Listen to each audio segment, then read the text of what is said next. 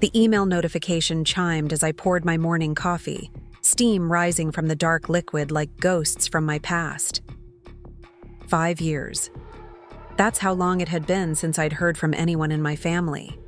5 years since my father had looked me in the eyes and said those words that changed everything. "You're not part of this family anymore, Olivia." Now here they were, their names in bold in my inbox. Robert and Diane Hayes, the parents who had chosen their new family over their only daughter. The same parents who had thrown me out when I refused to sign over my grandfather's inheritance to fund my stepbrother's failing business ventures. And now they wanted to talk. Urgently. Before we jump back in, tell us where you're tuning in from, and if this story touches you, make sure you're subscribed, because tomorrow I've saved something extra special for you. I never expected to succeed the way I did.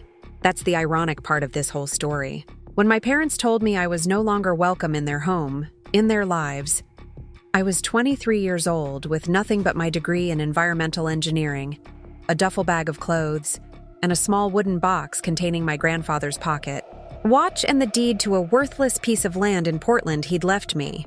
Worthless, or so everyone thought. Growing up in Lakeview, I was always the practical one. The studious daughter who preferred science camps to shopping malls, who spent weekends helping my grandfather in his workshop while other girls my age were at parties. My grandfather understood me in a way my parents never did. "Olivia?" he'd say, his hands weathered from decades of building things from nothing. "Your mind is your greatest asset. Never let anyone convince you otherwise." When he died during my senior year of college, I was devastated. My parents were too busy with their new life to notice. My father had remarried Vanessa just 2 years after my mother's death, and my new stepbrother Ethan had quickly become the golden child. Charming, business-minded Ethan, who had all these brilliant ideas that just needed funding. My father was convinced Ethan would turn the family construction business into an empire. All he needed was capital. The land my grandfather left me was considered the least valuable part of his estate. Just a bunch of rocks and dirt near some industrial zone, my father had scoffed when the will was read. "Olivia can have it. We'll take the stocks and the savings." They never bothered to find out why my grandfather had purchased that land in the first place, never asked about the geological surveys he'd commissioned, never wondered why he'd made me promise to hold on to it no matter what. I didn't realize what I had until 3 months after being disowned. Homeless and crashing on my college roommate Zoe's couch, I finally visited the property, hoping maybe I could sell it for enough to put a deposit on an apartment. That's when I met Maya Chen, the geologist who'd worked with my grandfather. He knew, Maya told me, showing me the surveys, the data my grandfather had collected. This land sits on one of the largest natural geothermal reservoirs in the region. He was planning to develop sustainable energy solutions, but his health failed before he could start. He told me he was leaving it to someone who would understand its value. That day changed everything. I took my environmental engineering degree, Maya's expertise, my grandfather's research, and that worthless piece of land, and founded Hayes Geothermal. Our first years were grueling, working multiple jobs to fund the initial drilling, sleeping in a tiny office on the property, learning business skills on the fly. But the technology worked. Our sustainable energy solution was more efficient than anything on the market. And within 3 years, investors were lining up. By the time my 30th birthday arrived, Hayes Geothermal had become Hayes Sustainable Technologies, with offices in 3 states and contracts with major municipalities for clean energy infrastructure. The worthless land now housed our headquarters, a stunning example of sustainable architecture that had been featured in design magazines. And I had just moved into what local papers called the most environmentally advanced private residence on the West Coast. A beautiful glass and reclaimed wood mansion overlooking Portland's skyline. I never sought the spotlight, but success makes you visible. There I was in business magazines, on panels about women in STEM, in features about young entrepreneurs revolutionizing energy solutions. It was only a matter of time before my parents saw what had become of their discarded daughter. The first attempt at contact was a cheerful Christmas card, as if nothing had happened. I returned it unopened. Then came the phone calls to my office, which my assistant politely rebuffed. Then the messages through mutual connections, former family friends who suddenly remembered my existence. I maintained my silence. Not out of bitterness, I had moved beyond that, but because I had nothing to say. The family that had no room for me when I was struggling would not get to claim me now that I was thriving. But this email was different. The subject line read, "Urgent, family emergency. Please read." Despite myself, I clicked it open. "Olivia," it began, "we know we have no right to ask anything of you, but we're desperate. The business has failed. The house is being foreclosed on. Your father's health is declining, and we have nowhere to go. We've exhausted all options. Is there any chance we could talk? Mom." Mom. She hadn't been my mom since the day she stood silently while my father ordered me out of their house. She had forfeited that title when she chose her new husband's son over her own daughter. I closed the email without replying and tried to focus on work.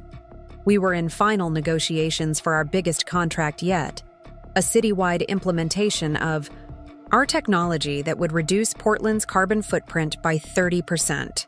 I had presentations to finalize, meetings to prepare for. I didn't have time for ghosts. That evening, as I sat on my terrace watching the sunset paint the sky in shades of orange and pink, my phone rang. Unknown number. I almost didn't answer, but something made me swipe to accept. "Olivia, it's Ethan, my stepbrother. The one whose business schemes had been deemed worth investing in, while my education and future were considered expendable." "How did you get this number?" I asked, my voice carefully neutral.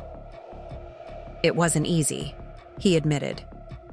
"Look, I know you have every reason to hang up on me right now, but please just listen. It's bad, Olivia. Really bad. Dad had a minor stroke last week. The business went under 6 months ago. The bank is taking the house on Friday and they have nowhere to go. Vanessa left last year when things started going downhill. It's just Dad and Diane now and they're scared." I said nothing, letting the silence stretch between us. Part of me wanted to point out the irony that the same parents who had told me I wasn't part of the family were now seeking shelter from the daughter they'd thrown away. But what would be the point? "They're staying in a motel," Ethan continued, his voice breaking slightly. "The kind with weekly rates. All their stuff is in storage, but they can't afford another month, so they'll lose that too. I'd help if I could, but after my last business failed, I had to move back in with my mom. I barely have room for myself in her apartment." "And what exactly do you expect me to do about this, Ethan?" I finally asked. "I don't know," he admitted. "Maybe nothing. Maybe you'll tell me they made their bed and now they have to lie in it. I wouldn't blame you. But I had to try because..." He paused, and I heard him take a deep breath. "Because I saw what you've accomplished, Olivia. Everyone has. And I thought maybe, just maybe, you'd be willing to help the people who never helped you. Because that's the kind of person you are. Better than us. Better than all of us." After we hung up, I sat for a long time watching as the last light faded from the sky and the city lights began to twinkle below. 5 years ago, I had been the one with nowhere to go, the one desperately trying to figure out my next move. No one from my family had reached out then. No one had offered shelter or assistance, or even a word of encouragement. I thought of my grandfather's watch, ticking away in its wooden box on my dresser. "Time reveals character," he used to say. "Both its presence and its absence." The next morning, I called my real estate agent, Jessica. "The guest house on the property I looked at last month," I said when she answered. "Is it still available?" "The farmhouse in Dundee?" "Yes, but I thought you decided against expanding the company into wine country just yet." I did, I confirmed.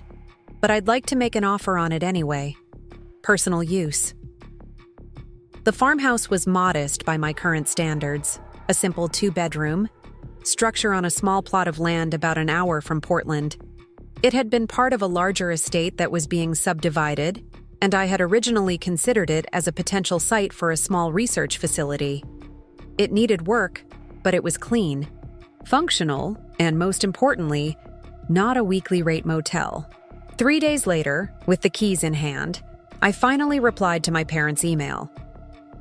I've arranged alternative accommodation for you. The address is below.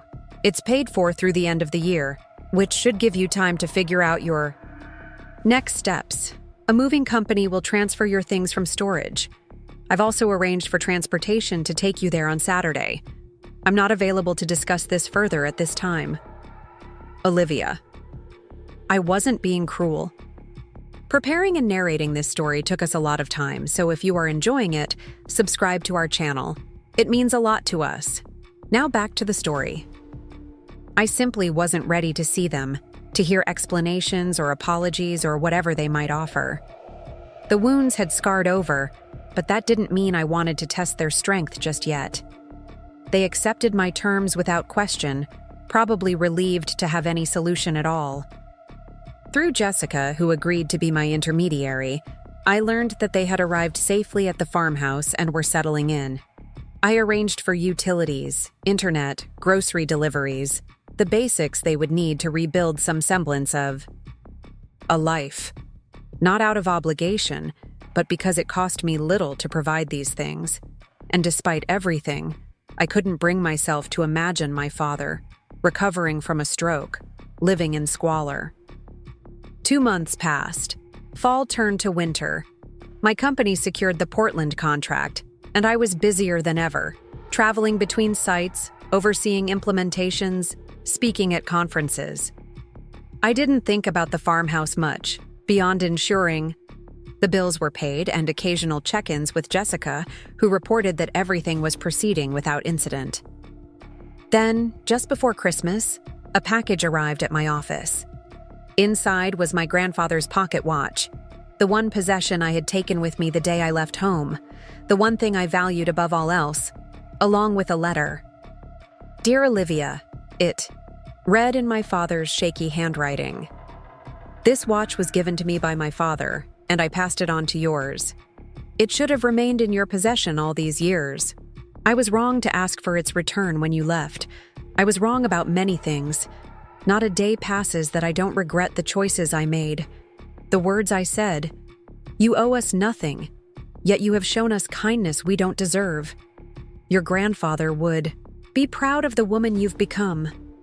I am too, though I have no right to that pride. If you ever feel ready to talk, we will be here. With love and deepest regret, your father. I held the watch in my palm, feeling its familiar weight. I had reluctantly surrendered it the day I left, when my father demanded the return of family heirlooms that wouldn't be appreciated by someone who was no longer family. Its absence had hurt more than losing the roof over my head. 2 days before Christmas, I drove to the farmhouse. I hadn't planned to, had told myself I would maintain the distance I had carefully constructed. But something about the watch, about the letter, about the season perhaps, made me reconsider. I didn't call ahead. Part of me worried they wouldn't be there, that they would have somehow abandoned the place, moved on to some other solution. Another part feared they would prepare too much, put on a show, try too hard to make amends in ways that felt performative rather than genuine. The farmhouse looked different than when I had purchased it. The porch had been swept clean, holiday. Lights hung modestly along the eaves, a small wreath on the door. Signs of care, of people trying to make a home in a space that wasn't truly theirs. I sat in my car for several minutes, questioning my decision to come. Then I saw the curtain twitch, and a moment later, the front door opened. My father stood there, thinner than I remembered, his hair now completely gray, leaning on a cane I had never seen before. He stared at my car, shielding his eyes against the winter sun, clearly unable to make out who was sitting behind the wheel. Taking a deep breath, I stepped out. His hand fell to his side as recognition dawned on his face. For a long moment, we simply looked at each other across the distance. Him on the porch of the home I had provided, me standing beside the car that symbolized how far I had come without him. Then, slowly, I walked toward him. "Olivia," he said, his voice cracking. Not honey or sweetheart or any of the endearments he had once used so freely. Just my name, spoken with a mixture of disbelief and something that sounded like reverence.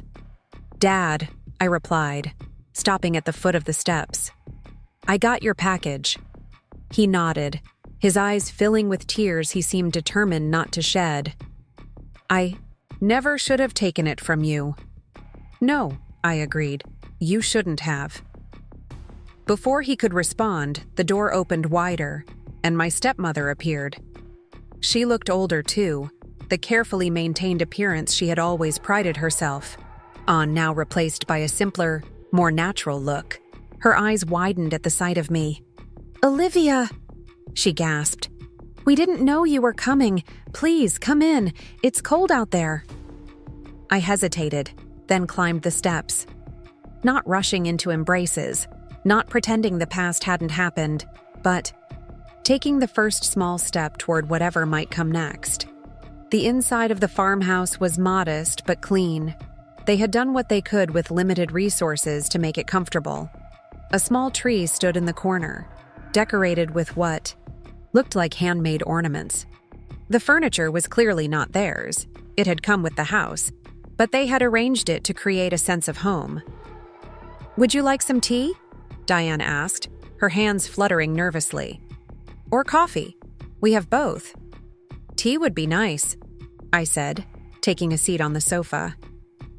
My father lowered himself carefully into the armchair across from me, his movements betraying the physical toll his stroke had taken. As Diane busied herself in the kitchen, an awkward silence fell between us. 5 years of absence, of hurt, of growth and change on both sides, creating a gulf that seemed impossible to bridge with casual conversation. "Your company," my father finally said. "It's doing well?" "Very well," I nodded. "We just secured the contract to implement our technology across Portland." "I read about that," he said, surprising me. "In the business section. They called it revolutionary." I nodded again, unsure how to respond to his knowledge of my professional life. This life I had built entirely without his support or awareness. "The land," he continued, his voice quieter now. "Your grandfather's land. That's where it all started, isn't it?" "Yes." "He knew," my father said, shaking his head slightly. "All those years he knew what it was worth, what it could become. He tried to tell me once about the surveys, about the potential. I didn't listen. I thought he was just a sentimental old man, holding on to worthless property because he'd owned it for so long." "He was much more than that," I said, unable to keep the edge from my voice. "Yes," my father agreed, meeting my eyes directly for the first time. "He was. And so are you." Diane returned with the tea, serving it in mismatched mugs that I suspected had been purchased at a thrift store. Her hands trembled slightly as she handed me mine. "This is very kind of you," she said, taking a seat beside my father. "Coming here, I mean, after everything." I took a sip of my tea before responding. "I'm not sure why I came," I admitted. "The watch, I suppose, and the letter." My father nodded, his eyes downcast. "I've written that letter 100 times in my head over the years. Nothing ever seemed adequate." "It wasn't," I agreed, "but it was a start." We talked for nearly 2 hours. Not about everything. There was too much to cover in a single conversation. Too many wounds that needed more time to heal. But about my grandfather, about the business I had built from his legacy, about my father's health and their adjustment to their reduced circumstances, about Ethan, who was apparently trying to rebuild his life with a regular job for the first time. About Vanessa, who had moved on to another wealthy prospect when my father's fortunes declined. As I prepared to leave, my father walked me to the door, his movements slow but determined. "Will you come back?" he asked, his voice carefully neutral, as if bracing himself for rejection. I considered the question, weighing the past against the potential future. "Yes," I finally said. "Not right away. But yes, I'll come back." Relief washed over his face. "That's more than we deserve." "This isn't about what anyone deserves," I told him. "It's about who I choose to be." Driving back to Portland, watching the winter landscape blur past my windows, I thought about the journey that had brought me here, from the daughter cast out for refusing to surrender her inheritance, to the successful woman with the power to extend or withhold help. From homeless and desperate to secure and thriving. My parents were now living in a house I owned, dependent, on my goodwill, just as I had once been dependent on theirs. A goodwill they had withdrawn when I needed it most. The irony wasn't lost on me, but unlike them, I had no intention of saying, "You're not part of this family anymore." Because I had learned something they hadn't. Family isn't just about blood or obligation or who owns what. It's about choices made day after day to either build bridges or burn them. As I pulled into the driveway of my mansion, the home I had designed and built with my own success, I glanced at my grandfather's pocket watch on the passenger seat. "Time reveals character," he used to say. And time had revealed much about all of us. My parents would never live in my mansion. That wasn't the point of my visit, wasn't the resolution to our story. But perhaps with time and effort on both sides, they might eventually be welcome in it. Not as desperate supplicants begging for shelter, but as people working to earn back a place in my life. The door wasn't open wide, but it was no longer firmly shut. And for now, that felt like enough. Spring arrived in Portland with a flourish of cherry blossoms and renewed energy across the city. It had been 3 months since my Christmas visit to the farmhouse, 3 months of cautious text messages and occasional phone calls with my father and Diane. Our conversations remained surface level, weather updates, health check-ins, nothing too deep. Building trust takes time, especially when it's been shattered as completely as ours had been. I hadn't visited them again, though I'd sent gifts for their birthdays. Practical things like a new coffee maker when Diane mentioned theirs had broken, and a tablet for my father loaded with books when he complained about the limited selection at the rural library. Small gestures, neither extravagant nor personal enough to suggest complete forgiveness. The distance felt necessary, a buffer as I processed what reconciliation might look like. I wasn't ready to fully embrace them as family again, but I couldn't maintain the cold silence of the previous years either. We existed in this strange limbo, connected yet separate, healing but scarred. Meanwhile, my company continued to thrive. The Portland implementation was proceeding ahead of schedule, our technology exceeding expectations. We'd secured 2 more major contracts and were expanding our research division. I'd hired 20 new employees in the last quarter alone, including several brilliant young engineers who reminded me of myself at their age, passionate, innovative, eager to change the world. One Tuesday morning in April, as I reviewed quarterly reports in my office overlooking the city, my assistant Rachel knocked on my door. "There's someone here to see you," she said, her expression slightly confused. "He says he's your stepbrother, Ethan Hayes?" I set down my tablet, surprised. Ethan and I hadn't spoken since that phone call months ago, the one that had ultimately led me to provide the farmhouse for my parents. Did he have an appointment? Rachel shook her head. No, he just showed up about 10 minutes ago. Said he needs to speak with you about a family matter. She hesitated. I can tell him you're in meetings all day if you'd prefer. I considered it for a moment.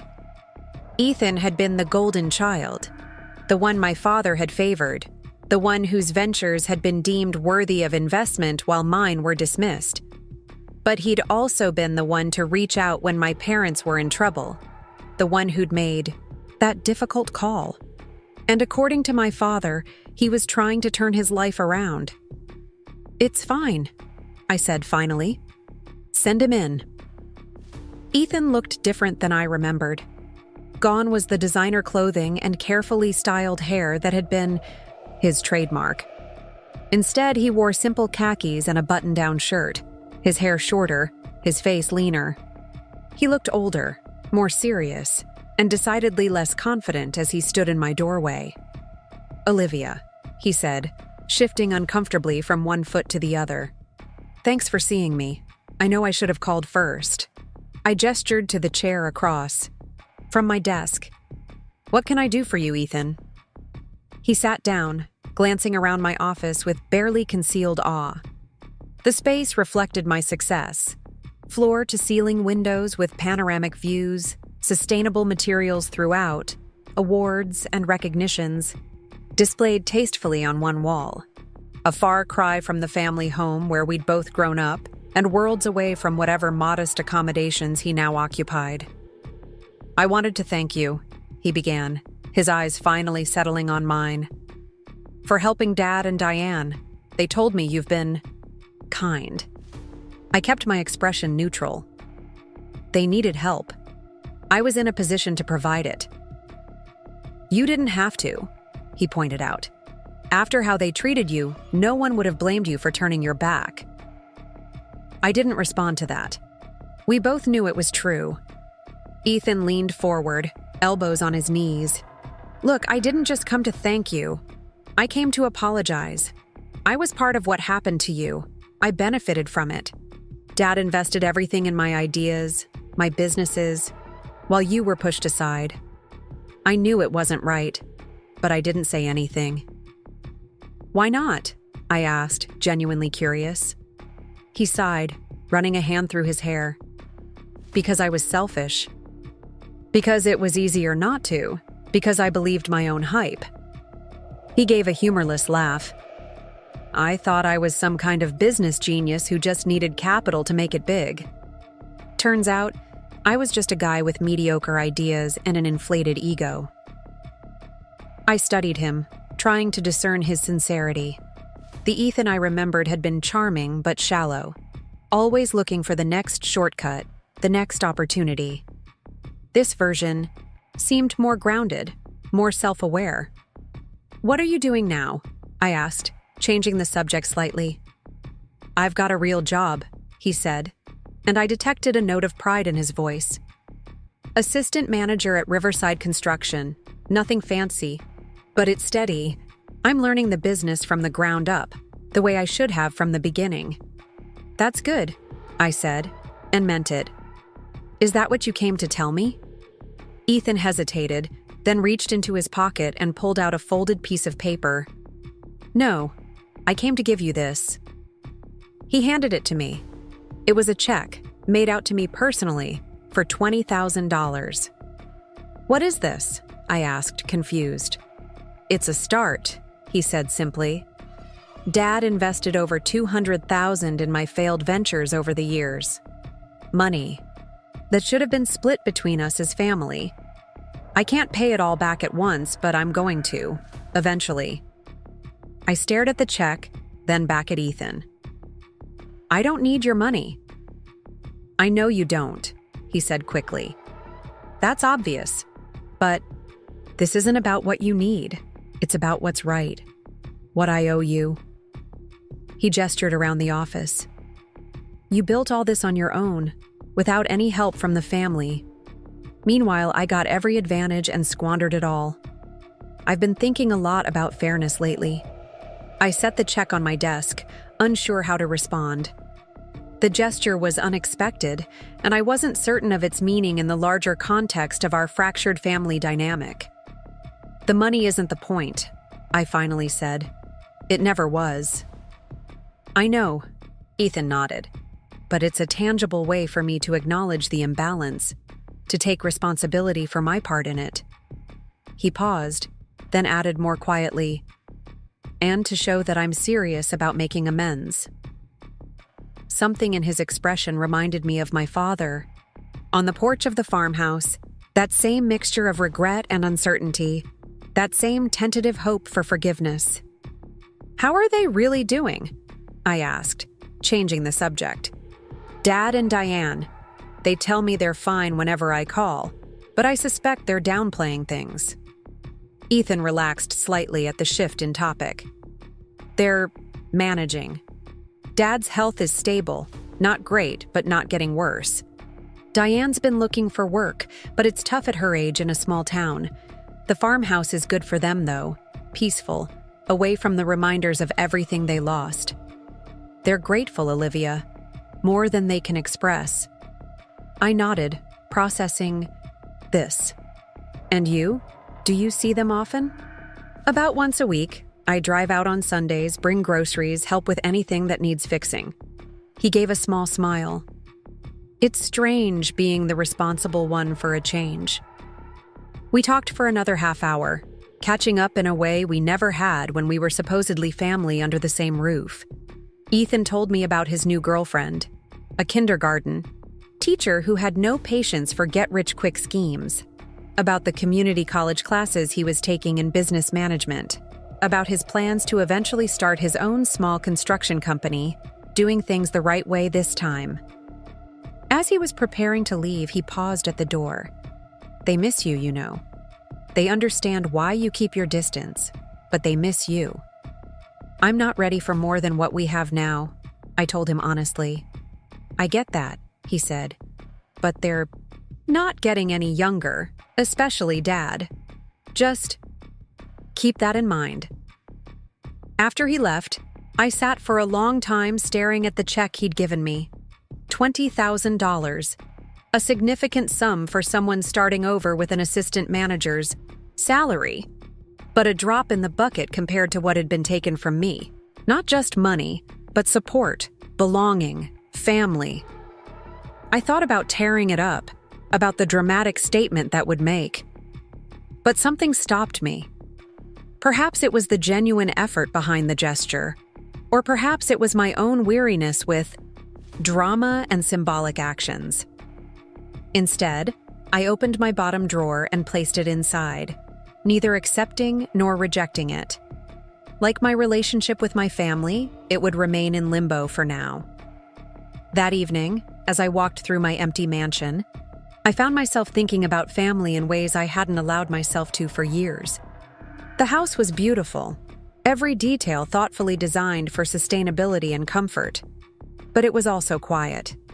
Too quiet sometimes. I had friends, of course. Brilliant, accomplished people I'd met through work and social circles. I dated.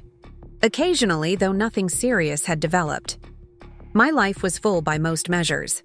Intellectually stimulating, financially secure, professionally rewarding. But there was a hollowness to it sometimes, an echo in the spaces where family connections should be. I poured myself a glass of wine and stepped out onto my terrace, looking out at the city lights. Portland sparkled below me, a testament to human ingenuity and connection. Somewhere out there, beyond those lights, my father and stepmother were living in a farmhouse I owned, trying to rebuild their lives from the wreckage of bad decisions and faltering health. And Ethan was in an apartment somewhere, writing checks he could barely afford as penance for past selfishness. Family was complicated, more complicated than business deals or technological innovations. There were no clear metrics for success, no quarterly reports to measure progress, no straightforward path to optimization. My phone buzzed with a text from my father. "Saw a piece about your company's expansion in the Business Journal today. So proud of what you've accomplished, Olivia. Hope you're well." Simple words, nothing profound, but proud caught my attention. 5 years ago, he had seen no value in my education, my career path, my inheritance from my grandfather. Now, he was proud. People could change, or at least their perspectives could. The question was whether that change was enough to rebuild what had been broken. I didn't respond immediately. Instead, I went inside and retrieved my grandfather's pocket watch from my bedside table. The weight of it in my palm was comforting, grounding. I thought about the continuity it represented, from my great-grandfather to my grandfather to my father, and now to me. Generations connected by this small mechanical object, this keeper of time. My grandfather had believed in me when no one else did. He had seen potential where others saw only a quiet, bookish girl more interested in science than socializing. He had left me the land everyone else dismissed as worthless, knowing it would be the foundation of my future. In many ways, he had been more of a parent to me than my actual parents, but perhaps that was part of the problem. My father had lived in his father's shadow, never quite measuring up to the brilliant, forward-thinking man who had built a business from nothing. My grandfather's approval had been hard to earn, and my father had never quite managed it. So instead, he had turned to Ethan, seeing in his stepson's confident pitches and grand plans the business acumen he himself had never possessed. It didn't excuse what he'd done, throwing me out, cutting me off, demanding I surrender my inheritance. But it helped me understand it a little better. We are all, in some ways, products of our own wounds. The realization didn't magically heal the rift between us, but it did soften something inside me. Not enough to invite them into my home, not yet, but enough to respond to my father's text. Thank you. I hope you're both well too. Let me know if you need anything. A small step, an acknowledgement. Not forgiveness, exactly, but an opening. 2 weeks later, I received an invitation to a small technology conference in Seattle. Normally, I wouldn't have attended. It wasn't prestigious enough to warrant my personal presence rather than sending one of my executives. But one name on the speakers list caught my attention. Dr. Eleanor Hayes, no relation, a pioneer in geothermal energy who had been my mentor during graduate school. We'd lost touch over the years as our careers took different paths, but her research had been foundational to my company's technology. Seeing her name stirred memories of late nights in the lab, passionate discussions about the future of renewable energy. Her unwavering belief in my potential even when my own family had dismissed it. I decided to attend, booking a flight and hotel for the following weekend. It would be good to reconnect with Eleanor, to thank her properly for the role she had played in my success, and perhaps to get her perspective on the family situation. She had always been insightful about interpersonal dynamics in a way that many brilliant scientists weren't. The conference was being held at a sleek downtown hotel, the kind of place that prided itself on sustainability and modern design. I arrived on Friday afternoon, checked into my room, and headed down to the opening reception. The ballroom was filled with researchers, entrepreneurs, and investors, all mingling over cocktails and appetizers, exchanging business cards and ideas with equal enthusiasm. I spotted Eleanor immediately, her silver hair pulled back in its characteristic bun, her posture straight and commanding despite her 70 years. She was deep in conversation with a young woman who was nodding eagerly at whatever wisdom Eleanor was imparting. I waited patiently for their conversation to conclude, then approached. "Dr. Hayes," I said, smiling as she turned. "It's been too long." Recognition dawned on her face, followed by genuine pleasure. "Olivia Mitchell, my goodness, look at you." She embraced me warmly, then held me at arm's length to examine me properly.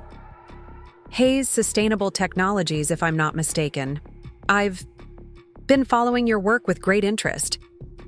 "I wouldn't have had any work to follow if not for you," I told her sincerely.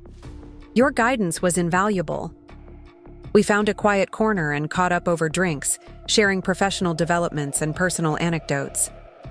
Eleanor had semi-retired from her university position but remained active in research and consulting. She'd written a book, won several prestigious awards, and continued to mentor promising young scientists. "None quite as brilliant as you were, though," she added with a wink. As the evening progressed and the crowd thinned, our conversation deepened. I found myself telling her about my family situation, the estrangement, my parents' recent financial collapse, my hesitant steps toward reconciliation. Eleanor listened attentively, asking occasional clarifying questions, but mostly just providing the space for me to articulate feelings I'd barely acknowledged to myself. "It sounds like you're torn," she observed when I finished. "Part of you wants to maintain the distance that has protected you, while another part recognizes the potential value in reconnection." I nodded, grateful for her concise summary. "I don't know what the right answer is. They hurt me deeply, dismissed everything I valued, then abandoned me when I needed support. But they're still my family." Eleanor sipped her wine thoughtfully. "You know, Olivia, in science we're taught to evaluate data objectively, to follow where it leads regardless of our preconceptions. But human relationships aren't controlled experiments. They're messy, contradictory, resistant to neat conclusions. So what's your advice?" I asked. "I don't have advice exactly, just an observation." She set down her glass. The Olivia I knew in graduate school was afraid of very little. She took risks, challenged established thinking, pursued truth, even when it was inconvenient. Perhaps the question isn't what your family deserves from you, but what you want for yourself in relation to them. I considered this. I don't want to be defined by their rejection forever, but I also don't want to pretend it never happened. "Those aren't the only options," Eleanor pointed out gently. "You can acknowledge the harm done while still allowing for the possibility of something new. Not a return to what was before, that's gone, but the creation of something different, something on your terms." Her words stayed with me throughout. The weekend, through presentations and panels, networking lunches and coffee breaks. By Sunday afternoon, as I prepared to head to the airport, I had made a decision. Not a grand, sweeping one, but a small, concrete step. I called my father. "Olivia," he answered, surprise evident in his voice. I rarely initiated contact. "Is everything all right?" "Everything's fine," I assured him. "I was just thinking. The farmhouse probably needs some work done on the garden for summer. I could come out next weekend, help with that, if you'd like." The pause that followed was brief but laden with meaning. "We'd like that very much," he said finally, his voice steady but with an undercurrent of emotion. "Very much indeed." "I won't stay overnight," I added, setting a boundary. "Just for the day." "Of course," he agreed quickly. "Whatever works. For you." After we hung up, I felt a strange mixture of anxiety and relief. I wasn't sure if this was the right decision, wasn't certain where it would lead, but for the first time in years, I was approaching my family relationship with intentionality rather than reactivity. Not rushing into forgiveness, not clinging to anger, but moving forward deliberately, one careful step at a time. As my plane took off from Seattle, carrying me back to Portland and my mansion and my successful company, I thought about the garden at the farmhouse, about planting things that would take time to grow, about the patience required to nurture something fragile into strength. Maybe that's what we were doing, my family and I. Planting seeds in difficult soil, unsure what would take root, what would thrive. It wasn't the garden I had imagined for myself, wasn't what I had planned.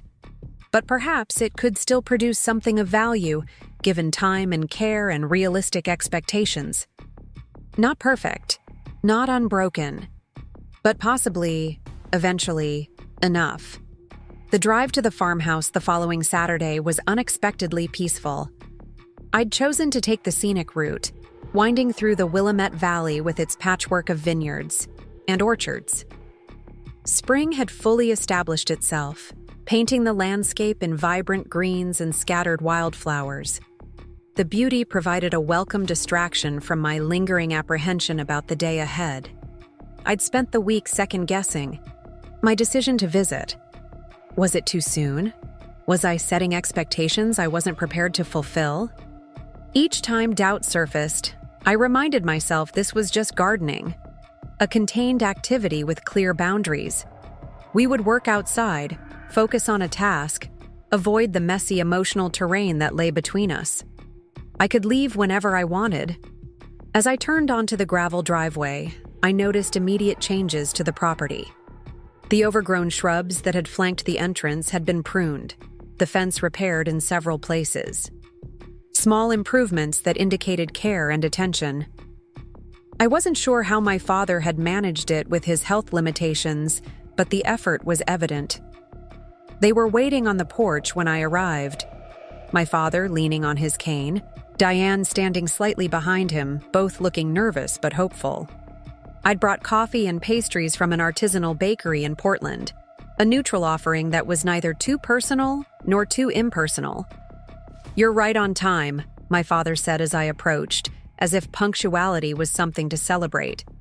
I supposed in a way it was, a small proof that I had meant what I said, that I hadn't changed my mind at the last minute. "The garden's around back," Diane added quickly, perhaps sensing my desire to get to the task at hand rather than engage in awkward small talk.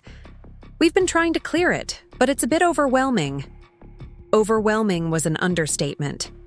The backyard was a tangle of weeds and overgrown perennials, the remnants of what had once been an organized garden, now wild and chaotic.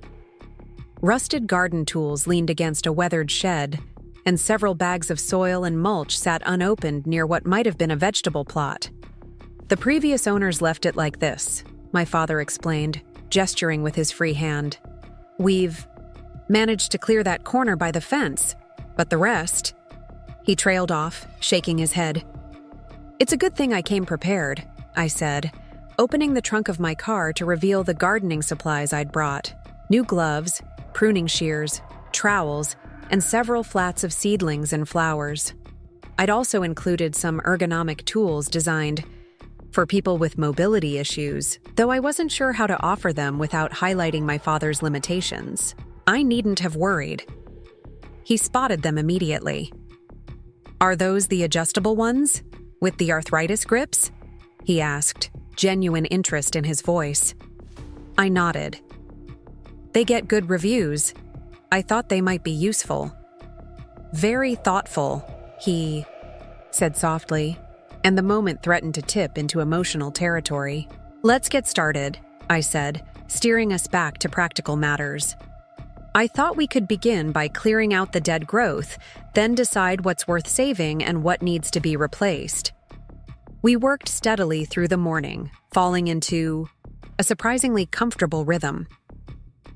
My father focused on the tasks he could manage while seated, sorting seeds, potting small plants, directing our efforts with his unexpected knowledge of horticulture. Diane and I tackled the heavier work, clearing debris and turning soil. "Where did you learn so much about gardening?" I asked my father during a water break, genuinely curious. This interest in plants was new to me. "From your grandfather." "Actually," he replied, adjusting his position on the garden bench we'd uncovered and cleaned off. "He was quite the gardener in his later years. I never paid much attention then, too busy with the business, but some of it must have stuck." I hadn't known this about my grandfather, this shared interest between him and my father. It was strange to discover new connections now, years after they were both gone from my daily life. "He grew the best tomatoes," my father continued, his gaze distant. "Had some special method involving eggshells and coffee grounds. I've been trying to remember the exact formula. Crushed eggshells in the soil to add calcium and prevent blossom end rot," I said automatically. "And coffee grounds worked into the soil about 2 weeks before planting for nitrogen. He taught me too." My father looked at me with surprise, then something like recognition. "Of course he did. You two were always thick as thieves in his workshop. I should have realized he'd share his garden secrets with you too." There was no bitterness in his tone, just a quiet acknowledgement of a bond that had once existed without him. It could have been a moment of jealousy or resentment, but instead felt like a simple recognition of truth. "We could try his method," I suggested, gesturing to an empty patch of ground near the fence. I brought some tomato seedlings.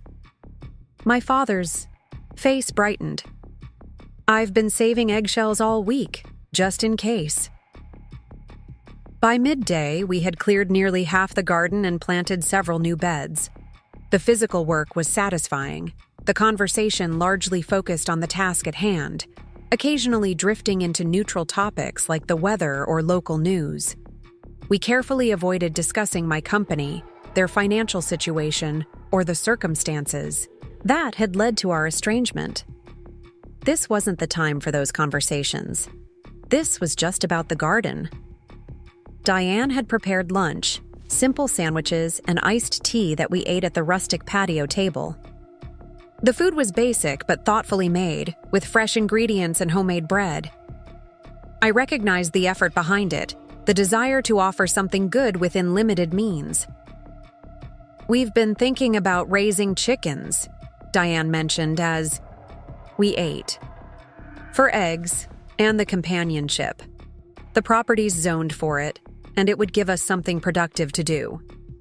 "Fresh eggs would be nice," I agreed, trying to picture my formal stepmother tending to chickens. The image was incongruous with the perfectly coiffed, manicured woman who had once looked down on my practical interests. But then, everything about our current situation defied previous expectations. "We'd need to build a coop," my father added, glancing toward the shed. "I've been drawing up plans, but the actual construction..." He gestured vaguely at his cane, the limitations it represented. "I could help with that," I found myself offering, surprising all of us. "Not today, but maybe. Another time." The words emerged before I had fully considered them, a commitment beyond what I had planned to give. Hope flickered across my father's face, quickly tempered with caution. "Only if you have time. We know how busy you must be." "I can make time," I said, and realized I meant it. Not out of obligation, but because there was something genuinely satisfying about creating something tangible, something that would be useful to them. I know some people who could help too, make it go faster. After lunch, we returned to the garden with renewed energy. The transformation was already significant. Order emerging from chaos, deliberate design replacing random growth. We worked until late afternoon, until the newly planted beds took shape and the cleared pathways defined the space in a way that felt intentional rather than accidental. As I prepared to leave, my father walked me to my car, his movements slow, but determined. "Thank you for today," he said simply. Not just for the help with the garden, for being willing to be here at all. I nodded, unsure how to respond. The day had been easier than I'd anticipated, the interactions less strained. But one pleasant day of gardening didn't erase years of hurt and rejection. It was just a beginning, a small step toward something. I wasn't sure what yet. "I'll call about the chicken coop," I said finally. "We can figure out a good time." His smile was cautious but genuine. "We'll look forward to it." Driving back to Portland, soil, still embedded under my fingernails despite thorough washing, I felt strangely settled. Not happy, exactly. Not reconciled, but present. Engaged with the reality of my family as they were now, not as they had been, or as I wished they had been. There was something freeing in that, in letting go of both idealization and demonization, seeing them clearly as flawed, aging people trying to rebuild their lives from the wreckage of poor choices. I wondered if they were doing the same with me, seeing me not as the rejected daughter seeking revenge, not as the successful businesswoman holding all the power, but simply as Olivia. A woman with her own complexities, her own mixture of generosity and guardedness, forgiveness and self-protection. 3 weeks later, true to my word, I returned to the farmhouse with a truck full of lumber, hardware, and 2 surprising companions. Maya Chen, the geologist who had first helped me understand the value of my grandfather's land, and her husband, Raj, who happened to be an accomplished carpenter. They had volunteered immediately when I mentioned the chicken coop project, curious to meet the family I rarely discussed, and genuinely enthused about the technical challenge of building a predator-proof structure. "It's like an engineering puzzle," Raj had explained, sketching designs on a napkin during our dinner the previous week. You've got to account for ventilation, protection, ease of cleaning, egg collection. It's actually quite complex. My father was visibly overwhelmed when we arrived with our supplies and expertise. This is too much, he protested weakly as Raj unloaded power tools and Maya set up a folding table for the project plans. We were thinking of something simple. Those raccoons will get into anything simple, Raj countered good-naturedly. Trust me, I've built 3 of these before. You want it done right. Over the next 2 days, I had decided to stay overnight this time, sleeping in the small guest room that still held unpacked boxes. We constructed what Raj called the Taj Mahal of chicken coops. My father couldn't do much of the physical work, but his input proved valuable. He had an eye for design details I hadn't known he possessed, suggesting clever modifications to the original plans that improved both functionality and aesthetics. You've got quite the knack for this, Raj told him, genuinely impressed by a ventilation solution my father had proposed. Ever considered designing furniture or small structures? My father shook his head, but I noticed a pleased flush on his cheeks. Just a hobby, nowhere near professional level. Professionals start as hobbyists, Raj countered. My first commissioned piece was a disaster. Drawer that stuck, joints that wobbled. Only way to improve is to keep building. I watched their interaction with interest, noting how my father straightened almost imperceptibly at Raj's encouragement. How long had it been since someone had valued his input, acknowledged his capabilities? In the ruins of his business and health, how much of his identity had been stripped away? That evening, as Maya and Raj took a walk around the property to identify the best location for the coop, I found myself alone with my father on the porch. Diane was inside preparing dinner, the sounds of cooking providing a gentle backdrop to our conversation. Your friends are very kind, my father said, gazing out at the garden we had started together, now showing signs of new growth. To give up their weekend for strangers. They're good people, I agreed. Maya was there at the beginning of Haze. Geothermal. She believed in the project when no one else did. My father nodded slowly. Like your grandfather believed in you. There was no accusation in his tone, just a quiet acknowledgement of a truth we both recognized. He had not been that person for me. He had not seen what my grandfather saw, had not supported what Maya later supported. I think about that a lot, he continued, his gaze still fixed on the garden. How I missed what was right in front of me. Your potential. Your vision.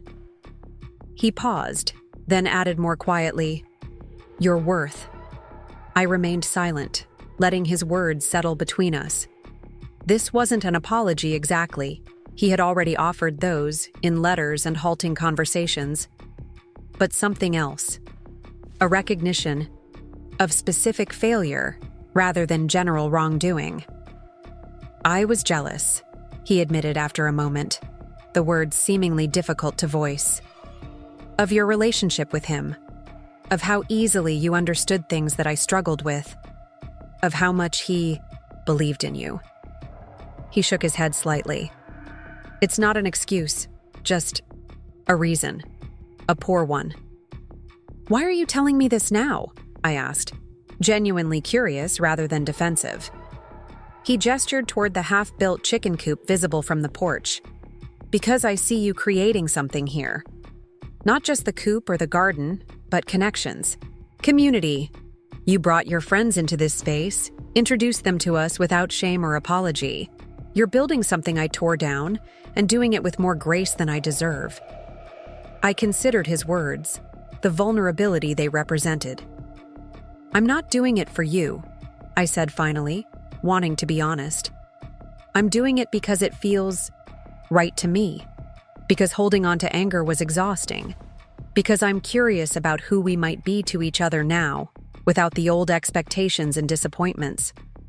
He nodded, accepting this. That's fair. More than fair.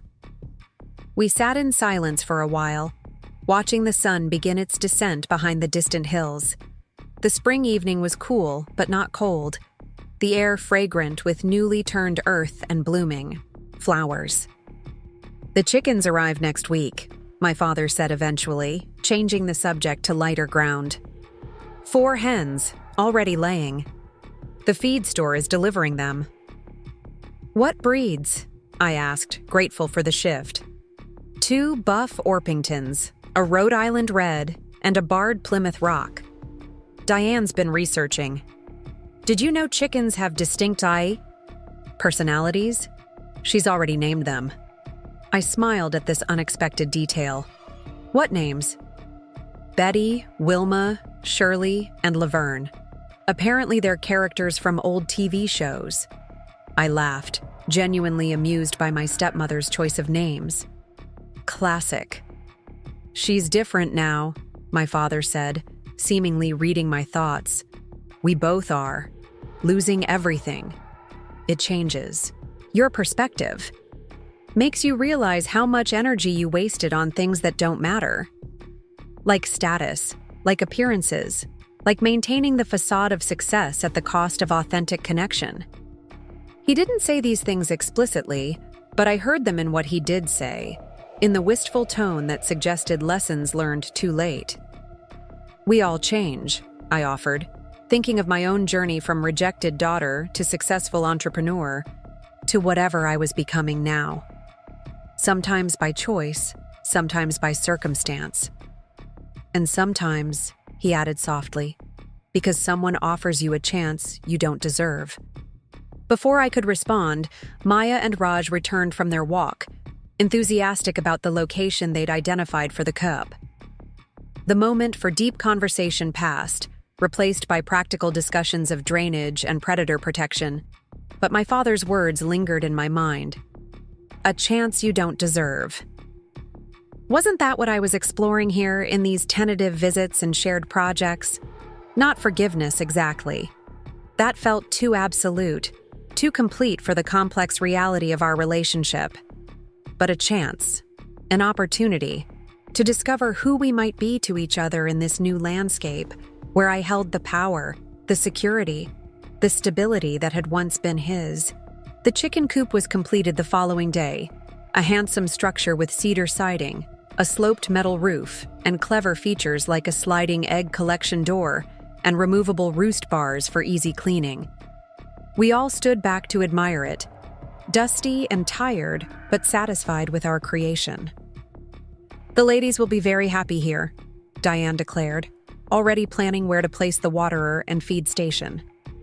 "Make sure you predator-proof the run," Raj reminded them. "Hardware cloth, not chicken wire, buried at least a foot deep around the perimeter. Those raccoons are persistent." "We'll do it right," my father promised, his expression more animated than I'd seen it since my return to his life. This project had given him purpose, a concrete goal to work toward, a tangible achievement in months of loss and adjustment. As we packed up the tools and leftover materials, I found myself making more promises, to check on the chickens, to help finish the garden pathways, to bring some furniture for the bare-walled living room. Small commitments that would necessitate my return, that would weave my life into theirs in ways I hadn't initially intended. It wasn't forgiveness, not completely. The past remained the past, the hurt real, the abandonment a fact of our shared history. But it was movement, forward motion into something new, something undefined but potentially valuable. A careful reconstruction, not of what had been lost, but of what might yet be built on the cleared ground of our relationship. As I drove away that Sunday evening, I glanced in my rearview mirror at the farmhouse growing smaller in the distance. The garden taking shape, the chicken coop standing ready, my father and stepmother waving from the porch, small figures in a landscape of second chances. Not a fairy tale ending of perfect reconciliation, but something real and imperfect and honest. A work in progress, like all meaningful human connections. Time reveals character, my grandfather used to say. Perhaps, What time was revealing now was not just who my parents had been or who they had become, but who I was choosing to be in response. Not defined by their rejection, not limited by their failure to see my worth, but guided by my own values, my own vision of what family could mean. The road stretched before me, leading back to my mansion and my successful company, and all the achievements I had built without them. But now there was also a road leading in the other direction, back to the farmhouse with its garden and chicken coop and complicated inhabitants. Not a road I had to take, but one I could choose to explore, step by careful step, building something new from the materials of the past. Summer arrived in Portland with unexpected ferocity, bringing record temperatures that tested the city's infrastructure and patience. My company's headquarters, with its innovative cooling system powered by the same geothermal technology we sold to clients, became an oasis for employees seeking refuge from the heat. I authorized extended hours, allowing team members to bring family members who might be struggling with inadequate air conditioning at home. "You're going to bankrupt us with your bleeding heart policies," joked Nathan, my CFO, as we observed the transformed atrium where children played in a makeshift splash zone we'd created. Though I have to admit, employee morale has never been higher. "It's practical, not charitable," I countered, though we both knew it was a bit of both. We can't expect creative problem-solving from people who are worried about their elderly parents overheating or their kids being miserable. The truth was, my thoughts had frequently drifted to the farmhouse during this heat wave. The property had been built long before central air was standard, and while I'd ensured basic heating was installed for the winter, cooling hadn't seemed as pressing a concern back in January. Now, with temperatures soaring into the triple digits, I wondered how my father and Diane were managing. I'd been visiting approximately twice a month since the chicken coop project, each visit adding another small improvement to the property. We'd finished the garden paths, planted a vegetable garden that was now flourishing, and found some decent secondhand furniture to make the living room more comfortable. Each project provided a comfortable structure for our interactions, giving us something external to focus on, while we cautiously rebuilt some version of a relationship. I hadn't planned to visit this weekend. I had a major presentation to prepare for an international conference the following week, but the weather forecast showing 5 consecutive days above 100 degrees changed my mind. After consulting with Jessica, who still managed the property, I made arrangements for the installation of window air conditioning units, at minimum for the bedroom and main living area. When I called to let them know I'd be coming with the units, my father sounded unnervingly relieved.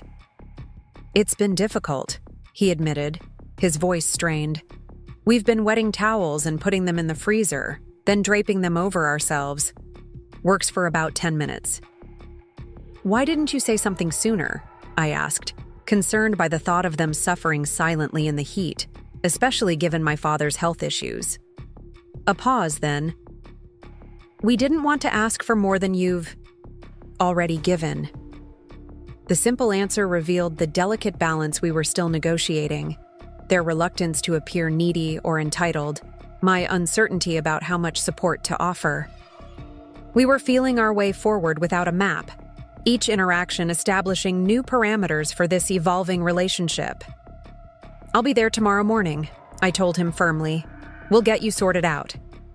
As soon as I hung up, I called Maya. "Do you know anything about installing window AC units?" She laughed. "Raj installed ours last summer. I'll see if he's free tomorrow to help. He's been wondering how the chickens are doing anyway." I arrived at the farmhouse early Saturday morning with my car packed full of not just the air conditioners, but also fans, blackout curtains, cooling towels, and an assortment of no-cook meals I'd picked up from a meal prep service. Raj followed in his truck, tools and ladder secured in the back. The scene that greeted us was concerning. Despite the early hour, the house was already stifling. Diane sat at the kitchen table fanning herself weakly, while my father looked alarmingly pale, his movements sluggish as he attempted to make coffee. "Let's get you two cooled down before anything else," I said, shifting immediately into crisis management mode. I directed Raj to start on the bedroom unit while I set up portable fans and got my father settled in the coolest corner of the house. "I'm fine," he protested unconvincingly. "Just moving a bit slow today." "Heat is dangerous at your age, especially with your medical history," I said, handing him a glass of electrolyte-enhanced water I'd brought. "Drink this. All of it." He complied without further argument, which worried me more than his pallor. My father had always been stubborn about his health, resistant to any suggestion of vulnerability. This quiet acquiescence suggested he was feeling worse than he was admitting. While Raj worked on installing the air conditioners, I moved through the house implementing other heat mitigation strategies, hanging the blackout curtains, setting up a cross breeze with the fans, filling ice packs for their necks and wrists. Simple measures that should have been done days ago before the situation reached this point. "The chickens," Diane remembered suddenly. "They need to be checked. This heat is hard on them too." I nodded.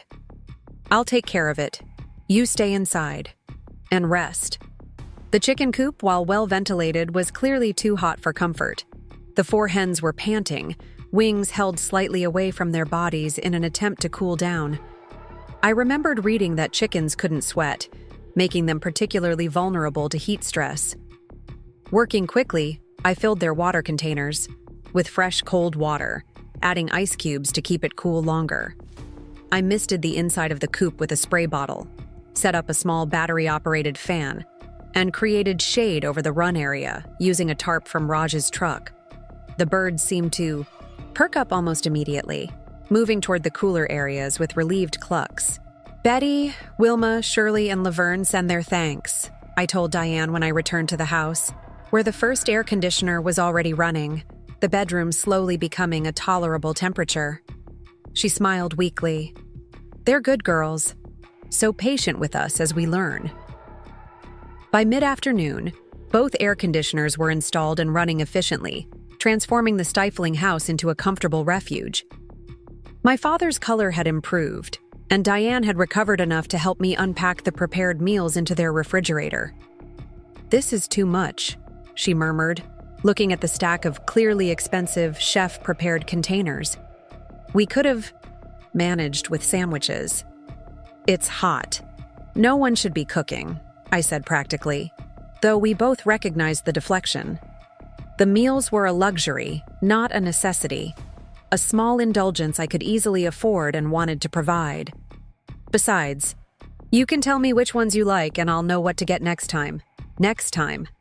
The words established a continuity, a commitment to ongoing support that went beyond emergency intervention. Diane didn't comment on it directly, but I saw a flicker of relief cross her face. As Raj packed up his tools, my father insisted on helping despite my objections that he should rest. The 2 men talked comfortably about future projects, a shade structure for the garden, an automatic door for the chicken coop, making plans that assumed my continued involvement, my continued connection to this place and these people. I found I didn't mind the assumption. These visits, these projects, had become something I looked forward to rather than an obligation I fulfilled out of complicated guilt or duty. There was a satisfaction in solving practical problems, in seeing tangible improvements in their living conditions, in using my resources to provide comfort without erasing their independence or dignity. It was a delicate balance, one we were still figuring out. How much to give, how much to accept, how to create a relationship that acknowledged the past without being defined by it. We made mistakes. They sometimes fell into old patterns of expectation. I sometimes withdrew when emotions became too complicated. But we were learning, adjusting, moving forward in fits and starts. As the day cooled into evening, we sat on the porch, enjoying the relative comfort of the twilight air. Raj had left after extracting promises that we would call if the units needed adjustment, leaving me alone with my father and Diane for the first time since my arrival. "We need to talk about something," my father said after a comfortable silence, his tone suddenly serious. "About the future. Our future." I tensed slightly, uncertain where this was going. "What about it?"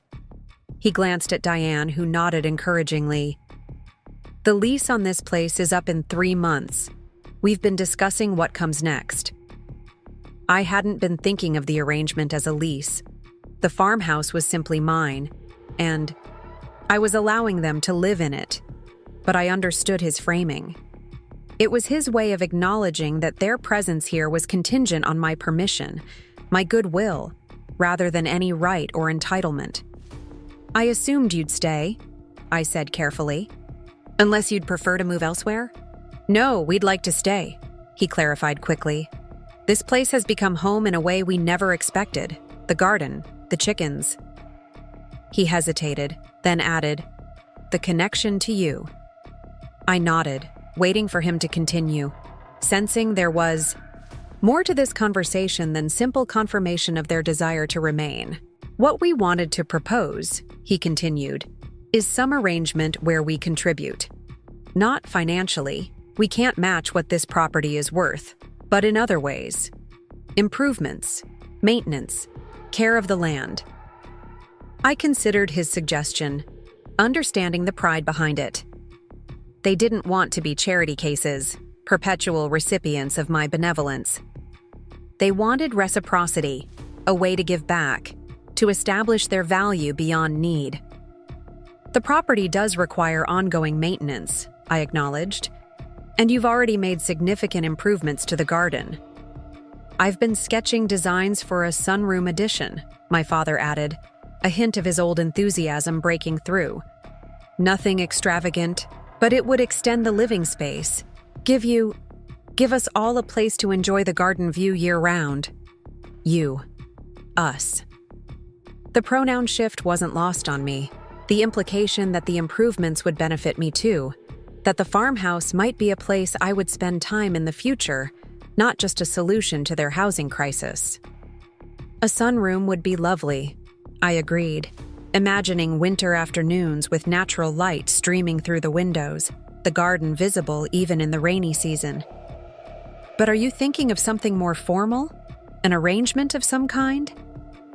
He nodded, seeming relieved that I was following his thinking. "A caretaker agreement, perhaps. We maintain and improve the property in exchange for continuing to live here. You'd have input and approval on major changes, of course, but day-to-day decisions would be ours to make." It was a reasonable proposition, offering a framework that preserved their dignity while acknowledging reality. They couldn't afford market rent for the property, but they could contribute value in other ways. And a formal agreement would provide them with security, a sense that their home wasn't contingent on my fluctuating feelings about our relationship. "I think that could work," I said slowly. "We'd need to outline expectations clearly, so everyone knows where they stand." "Absolutely," my father agreed, sitting straighter, his business acumen temporarily overriding his physical limitations. "We could draft something together, make sure it works for all parties." I smiled at his shift into negotiation mode, a glimpse of the man he had been before failure and illness had diminished him. "I'll have my lawyer draw up a basic framework we can start from. And we'll make a list of proposed improvements and maintenance tasks," Diane added, clearly relieved that the conversation was going well. "Things we can realistically manage given our limitations." We spent the next hour outlining the broad strokes of the arrangement, discussing potential projects and responsibilities. It wasn't a typical family conversation. Most families don't negotiate formal agreements for shared properties, but it suited us, provided structure for a relationship still finding its footing. As night fell and insects began their summer chorus, I found myself relaxing into the moment, the tension I hadn't realized I was carrying easing from my shoulders. There was something comforting in pragmatism, in addressing practical matters, directly instead of tiptoeing around emotional landmines. "Will you stay tonight?" Diane asked as we finished our discussion. "The guest room is cool now with the new air conditioner, and it's getting late." I hesitated. I'd brought an overnight bag just in case, but hadn't decided whether to use it. Staying meant breakfast together, More unstructured time without a project to focus on. More opportunity for conversations to drift into complicated territory. Yes, I decided, surprising myself a little. I'll stay. The guest room was small, but comfortable, the new air conditioner humming efficiently in the window. I settled in with my tablet, intending to work on my presentation for the conference, but found my thoughts drifting instead. This farmhouse, originally purchased as an emergency solution for my homeless parents, had become something unexpected. Not just a property I owned, not just a charitable contribution to people in need, but a place where something new was taking root. Not forgiveness exactly. That word still felt too absolute for the complex reality of our relationship. But a kind of acceptance. An acknowledgement that the past had happened, had shaped us all, but didn't have to determine every aspect of our future interactions. Morning brought the scent of coffee and something baking, drawing me to the kitchen where Diane was pulling a tray of scones from the oven. "I hope we didn't wake you," she said, looking momentarily uncertain. "Robert said you were never an early riser." "I'm not usually," I admitted, accepting the coffee she offered. But something smelled too good to sleep through. She looked pleased at the compliment. Blueberry scones, simple recipe, but reliable. We ate breakfast on the porch, watching the garden come alive with morning light. My father joined us, moving slowly but with more color in his face than the previous day. The air conditioners had clearly made a significant difference, allowing him to sleep comfortably despite the heat. "I've been thinking about our discussion yesterday," he said, buttering a scone with careful precision.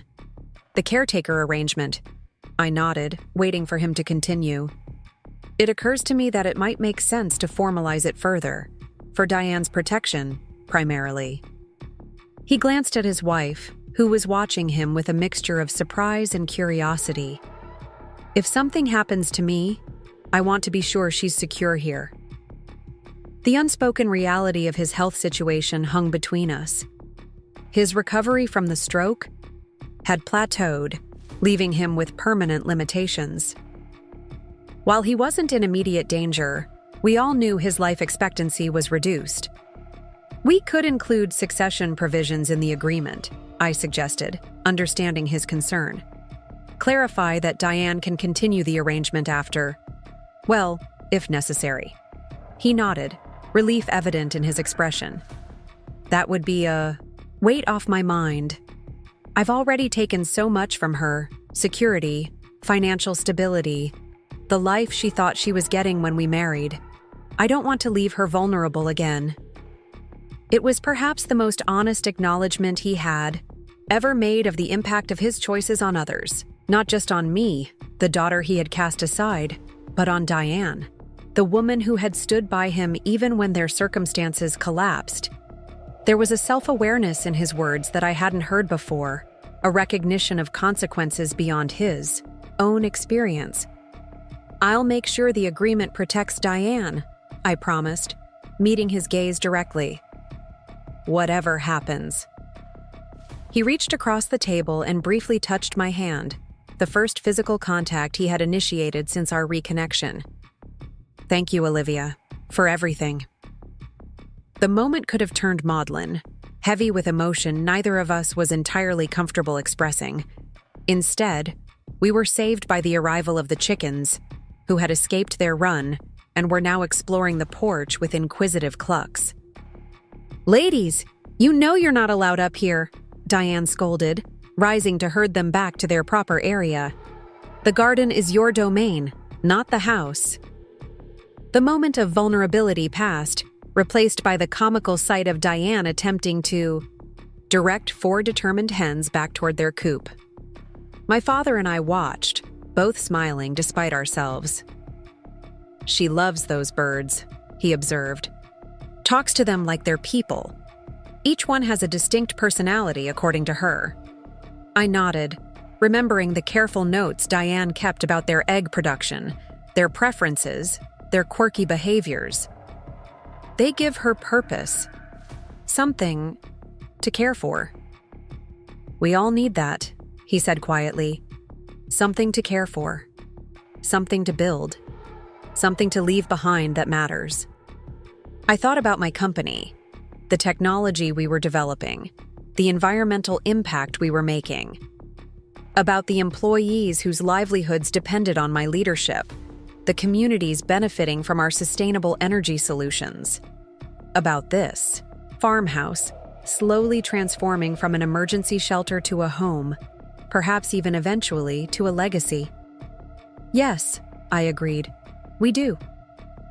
I left mid-morning, promising to return in 2 weeks with the initial draft of the caretaker agreement. As I drove back toward Portland, toward my mansion and my corporate responsibilities and the life I had built without them, I found myself thinking not about the past, the rejection, the betrayal, the years of silence, but about the future. Not a future where all wounds were magically healed, all hurts forgotten. That wasn't realistic or even desirable. The past had happened, had shaped us all, had created consequences that couldn't be erased with simple forgiveness. But perhaps a future where new connections could exist alongside old scars, where boundaries were respected but not impenetrable, where we could acknowledge both what had been lost and what might yet be built from the clearing. A future not of fairy tale reconciliation, but of intentional reconstruction, something real and imperfect and honest, a work in progress, like all meaningful human connections. As the city skyline appeared on the horizon, I thought about the mansion waiting for me there. Beautiful, impressive, perfectly designed for my needs. And about the farmhouse I was leaving behind. Modest, flawed, slowly evolving. Both were mine. Both reflected aspects of who I was and who I was becoming. The road stretched in both directions now, connecting rather than dividing these different parts of my life. Not a complete circle, not a perfect resolution, but an open path, a possibility. And for now, that felt like enough. The annual Innovation in Sustainability Conference had been marked on my calendar for months. Held in Singapore this year, it brought together the leading minds in renewable energy and environmental technology from around the world. As the founder and CEO of Hayes Sustainable Technologies, my presence wasn't just expected, it was required. We were unveiling our newest geothermal application, a system that could be implemented in existing buildings at a fraction of the previous cost, potentially revolutionizing urban energy consumption. The timing, however, was less than ideal. My father had been hospitalized with pneumonia 2 weeks earlier, a serious complication given his already compromised health. Though he'd been released and was recovering at the farmhouse under Diane's watchful care, I'd been reluctant to leave the country. But the conference couldn't be postponed, and my leadership team had convinced me that my presence was crucial for the announcement. I can postpone my flight, I told Diane during my daily check-in call. The team can handle the initial presentations, and I can join for the second half of the conference. Absolutely not, she replied firmly. Robert is stable. The antibiotics are working, and we have everything we need here. That home healthcare nurse you arranged is checking in daily, and Maya promised to bring us dinner twice this week. But if anything changes, we'll call you immediately, she assured me. But Robert would be devastated if he thought his illness was interfering with your company's big moment. He's been following the business news about your announcement. Did you know that? Keeps the financial sections of 3 different papers just to catch any mention of Hayes Technologies. This was news to me. Though our relationship had improved substantially over the past months, we rarely discussed my company directly. It remained a strange blind spot in our interactions, perhaps because it represented both my success without him and the legacy of my grandfather that he had failed to appreciate. He's proud of you, Olivia, Diane continued, her voice softening. More than he knows how to express. Don't miss this opportunity on our account. So I went, boarding the long flight to Singapore with a mixture of professional excitement and personal concern. I arranged for Jessica to check on the farmhouse in my absence, gave the home health nurse my international contact information, and set up a special ringtone for calls from Diane so I would never miss one, regardless of time differences. Singapore welcomed me with its characteristic efficiency and lush, controlled beauty. From my hotel suite, the city gleamed below, a testament to what human ingenuity could accomplish with limited resources, a philosophy that resonated deeply with my company's mission.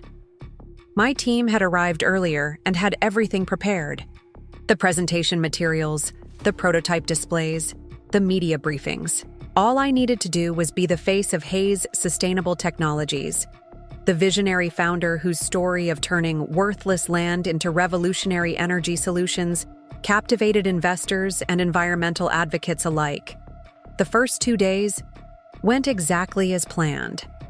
Our announcement generated significant buzz, with industry publications running features on our technology and potential investors lining up for meetings. By the third day, I was operating on adrenaline and excellent Singaporean coffee, moving between presentations, panel discussions, and networking events with practiced ease. It was during a rare quiet moment, a 15-minute break between meetings, that my phone rang with Diane's distinctive tone. My heart immediately raced, imagination conjuring worst-case scenarios before I even answered. "Diane?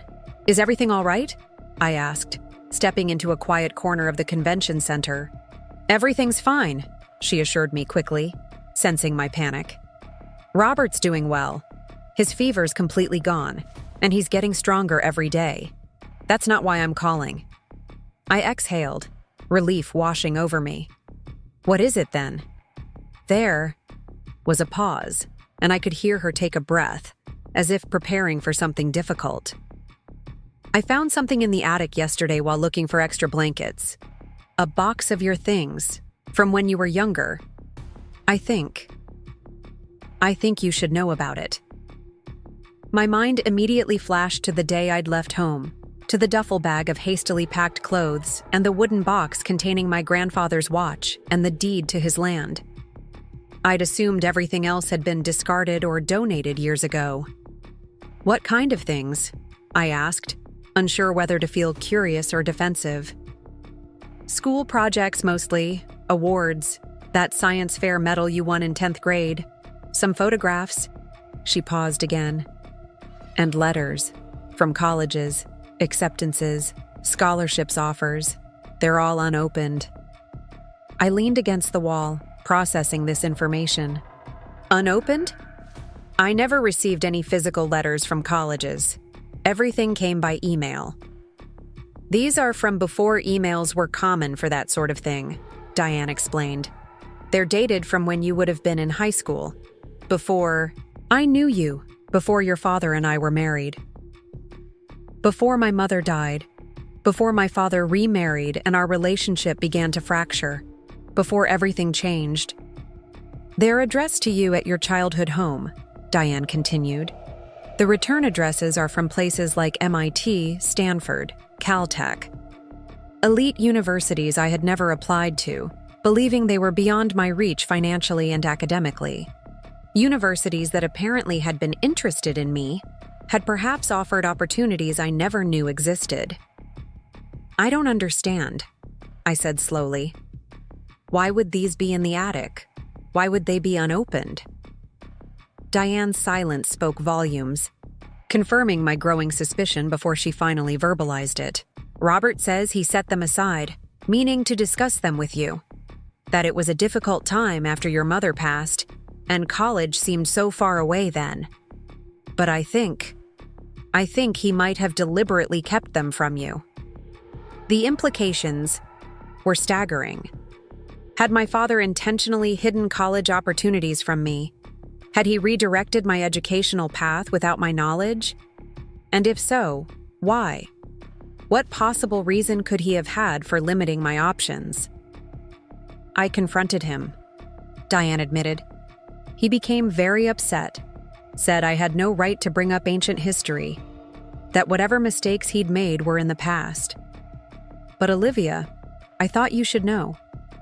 These were your opportunities, your future." I thanked her for telling me, assured her I wasn't angry with her for bringing it up, and promised to address it when I returned. After we hung up, I stared at my phone for several long minutes, trying to process this new information amidst the bustling conference environment. What might my life have looked like if I'd received those letters? If I'd known that prestigious universities were interested in me? I had attended a good state school, earned my engineering degree, eventually built my company. But would the path have been different, easier, with the backing of an elite institution and possible scholarships? The questions lingered as I moved through the remainder of the conference on autopilot, my professional mask firmly in place, while my mind churned with newly uncovered betrayals from decades past. By the time I boarded my return flight, 3 days later, I had reached no conclusions, only a determination to confront this revelation directly. The box was waiting on the kitchen table when I arrived at the farmhouse, straight from the airport. Diane had texted that my father was resting, that she had prepared the materials for me to examine in privacy if I wished. I appreciated her sensitivity, the space she was giving me to process this discovery on my own terms. The cardboard box was dusty but intact. Olivia, school, written on the side in my father's handwriting. Inside, just as Diane had described, were academic awards, science fair ribbons, school photos I'd never seen, and a stack of official-looking envelopes from universities across the country. All unopened, their contents a mystery preserved in time. With trembling fingers, I selected one from the Massachusetts Institute of Technology, carefully breaking the seal that had remained intact for nearly 15 years. Inside was a formal acceptance letter, an offer of a substantial merit scholarship, and an invitation to a special summer program for exceptional young women in STEM fields. The date indicated a response was required by May 1st, a deadline that had passed while I remained completely unaware of the opportunity. One by one, I opened the others: Stanford, California Institute of Technology, Carnegie Mellon, Cornell, each containing acceptances, scholarship offers, special program invitations, opportunities that had existed in parallel to the life I had actually lived, a potential path that had been hidden from me. I was still sitting at the table, surrounded by the opened letters, when my father appeared in the doorway. He looked frailer than when I'd left for Singapore, the pneumonia having taken a visible toll despite his ongoing recovery. His eyes immediately went to the scattered envelopes, and a complex emotion crossed his face. Resignation mingled with shame. "Diane told you," he said quietly, not a question but a statement of fact. I nodded, holding up the MIT letter. "Why? Why would you keep these from me?" He moved slowly to the table, lowering himself into a chair with the careful movements of someone still recovering from illness. For a long moment, he didn't speak, just studied the evidence of his past deception spread across the surface between us. "I told myself it was financial," he finally said, his voice low, "that we couldn't afford those schools, even with partial scholarships, that it would be cruel to let you get your hopes up for something impossible." "That wasn't your decision to make," I said, struggling to keep my voice even. "We could have discussed it, looked for additional funding, explored options." "Yes," he agreed, surprising me with his immediate acknowledgement. "We should have, but that wasn't the real reason." He met my gaze directly, a rare moment of complete honesty between us. "I was afraid of losing you."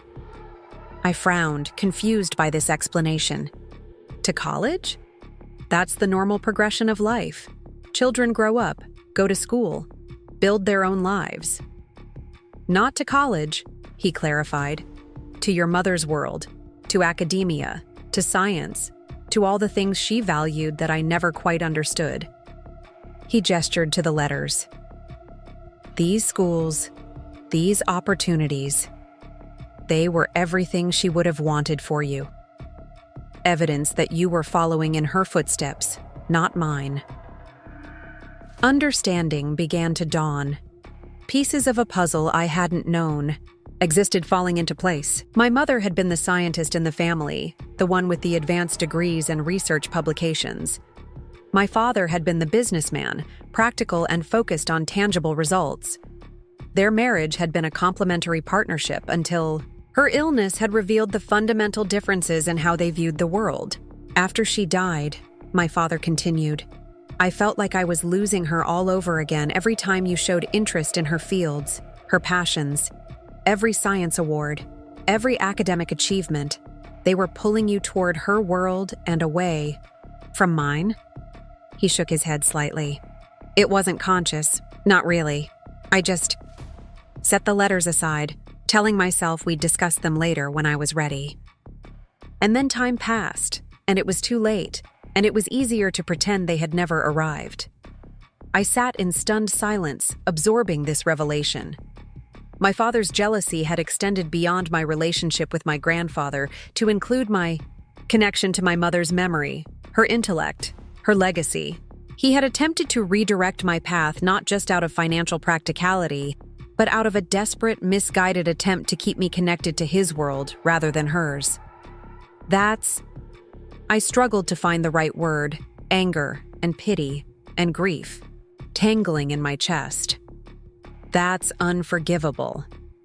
Yes, he agreed simply. It is. His quiet acceptance of this judgment disarmed me slightly. There was no defense, no justification, just acknowledgement of a profound failure of parenting. I've had a lot of time to think about the mistakes I've made, he continued after a moment. The ways I failed you, again and again.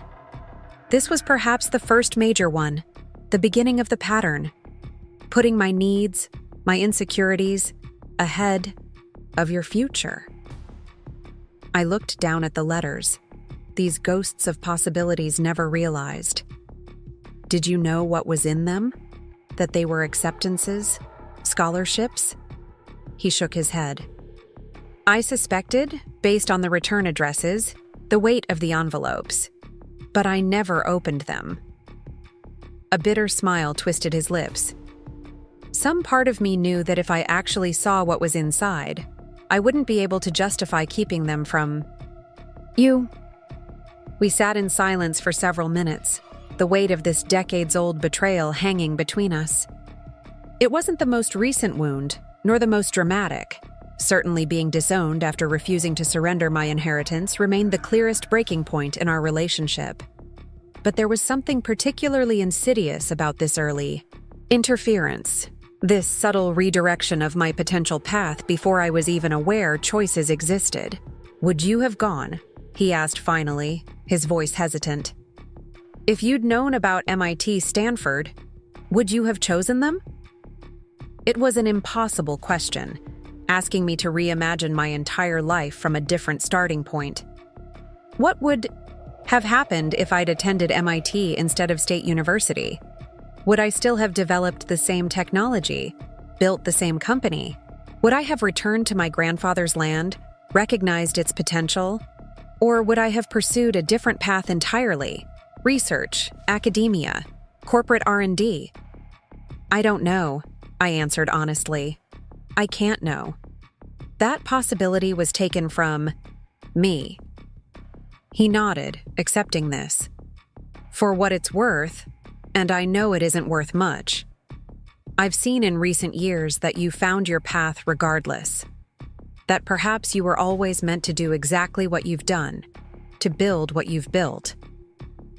It was cold comfort, this suggestion that his interference had ultimately not mattered, that my success had been inevitable regardless of his attempts to constrain it.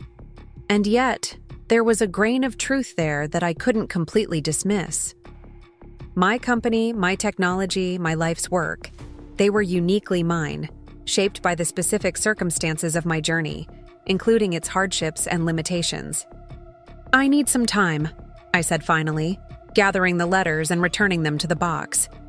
This is a lot to process. He nodded, making no attempt to detain me as I carried the box toward the door. Olivia, he called softly as I reached the threshold. I paused but didn't turn. I'm sorry. Not just for the letters. For all of it.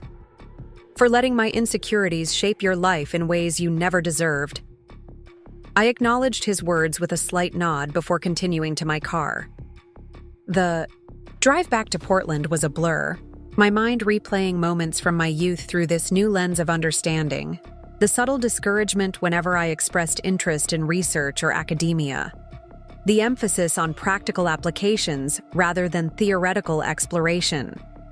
The insistence that local schools were more realistic than reaching for elite institutions.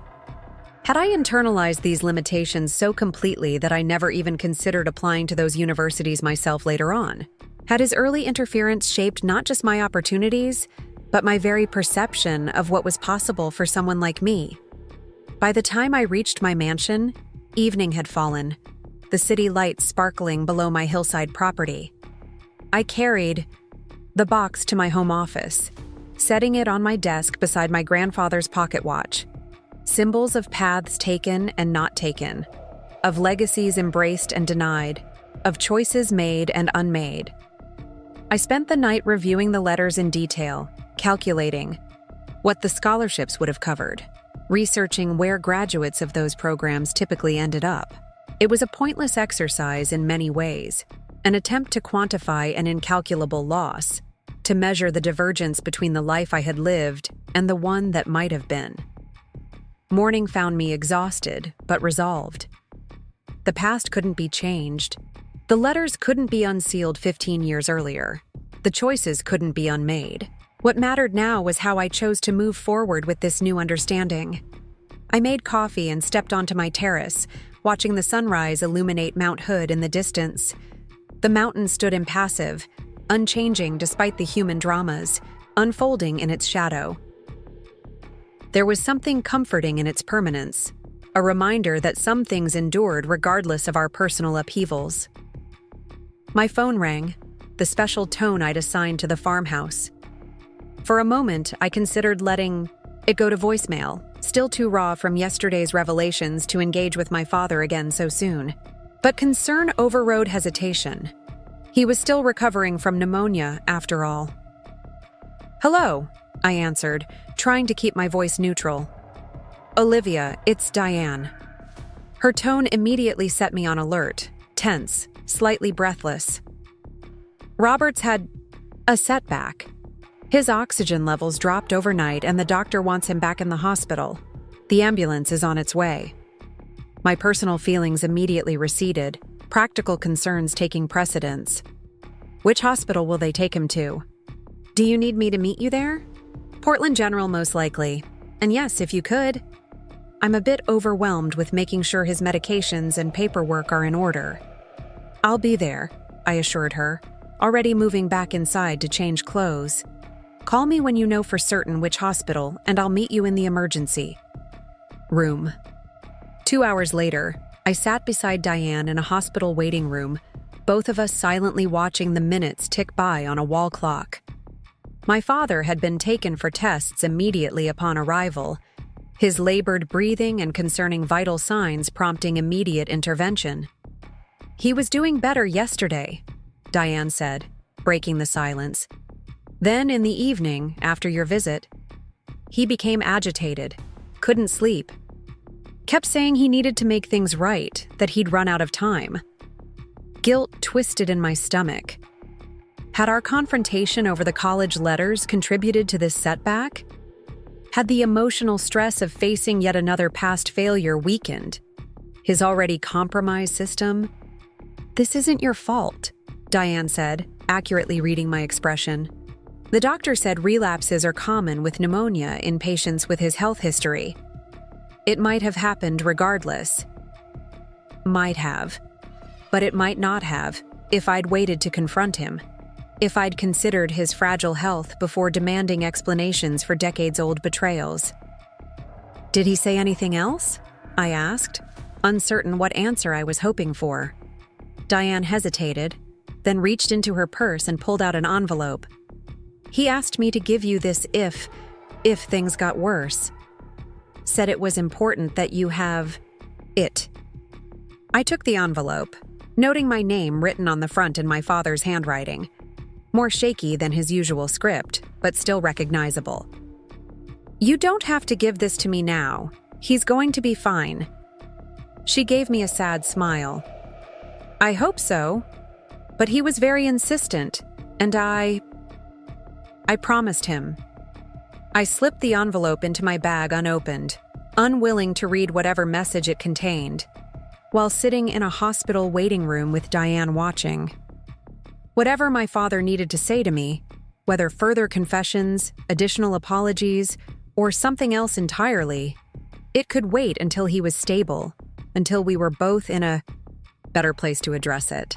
The doctor finally emerged, his expression professionally neutral as he approached us. "Mrs. Hayes, we've completed the initial assessment and started treatment. Your husband has developed a pleural effusion, fluid in the space around his lungs, which is complicating his recovery from the pneumonia." "Is it serious?" Diane asked, her hands clasped tightly in her lap. "We're treating it aggressively," the doctor replied, neither confirming nor denying the severity. "We've inserted a chest tube to drain the fluid and started him on intravenous antibiotics. He'll need to remain hospitalized for at least several days while we monitor his response." "Can we see him?" I asked. "Briefly, he's quite weak and needs rest, but a short visit should be fine. He's been asking for both of you." We followed the doctor through the maze of hospital corridors to the intermediate care unit, where my father lay connected to various monitors and an oxygen mask. He looked smaller somehow, diminished by the clinical setting and medical equipment. His eyes were closed when we entered, but they fluttered open at the sound of our footsteps. "Robert," Diane said softly, moving to his side and taking his hand. "We're here." His gaze shifted from her to me, a question in his eyes. I moved closer, standing at the foot of his bed. "The doctor says you're going to be fine," I said, trying to project a confidence I didn't entirely feel. "They're draining the fluid and giving you stronger antibiotics." He nodded slightly, then reached up with a shaky hand to pull the oxygen mask aside. "The letter," he whispered, his voice barely audible. "Did Diane?" "I have it," I assured him, touching my bag where the envelope rested. "But you can tell me yourself when you're feeling better. Save your strength now." He shook his head, a frustrated movement that prompted a bout of coughing. When it subsided, he tried again. "Read it, please." I met Diane's gaze over his bed, seeing my own concern reflected in her eyes. His insistence was unusual, suggesting the letter contained something he considered crucially important. "I'll read it," I promised. "But right now, you need to rest and let the medication work. We can talk about everything later."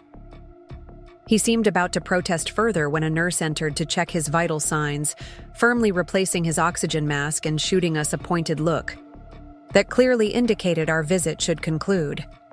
We took the hint, promising to return the following day, and leaving him in the capable hands of the medical staff. Outside the hospital, standing in the parking lot as evening descended, Diane looked lost, uncertain of her next steps in this familiar yet always disorienting crisis. "You should come stay at my place tonight," I offered impulsively. "It's closer to the hospital, and you shouldn't be alone at the farmhouse right now." She hesitated, clearly torn between the practical benefits of my offer and the strange intimacy it represented.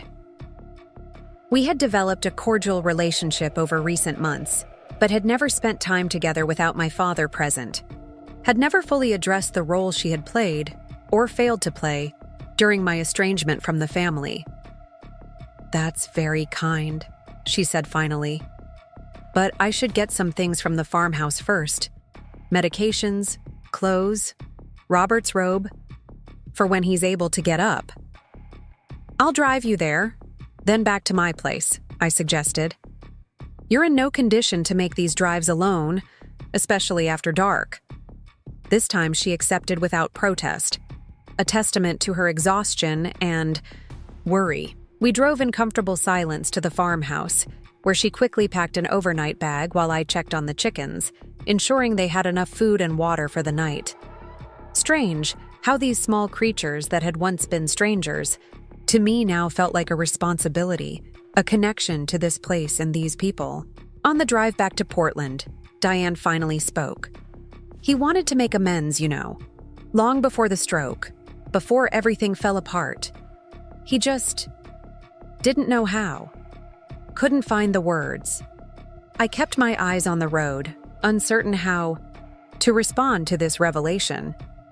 He had years to try. Yes, she agreed softly. He did. Fear paralyzes us sometimes, makes us wait for the perfect moment, the right words, until suddenly time has run out. She glanced at me. Whatever's in that letter, it matters to him. Very much. I nodded, feeling the weight of the envelope in my bag like a physical presence. I'll read it tonight. My mansion clearly intimidated Diane when we arrived, her eyes widening as we passed through the security gate and up the winding driveway to the modern structure perched on the hillside. I had never considered how my home might appear to others, not just impressive but potentially alienating in its perfection, its obvious expense, its statement of success and self-sufficiency.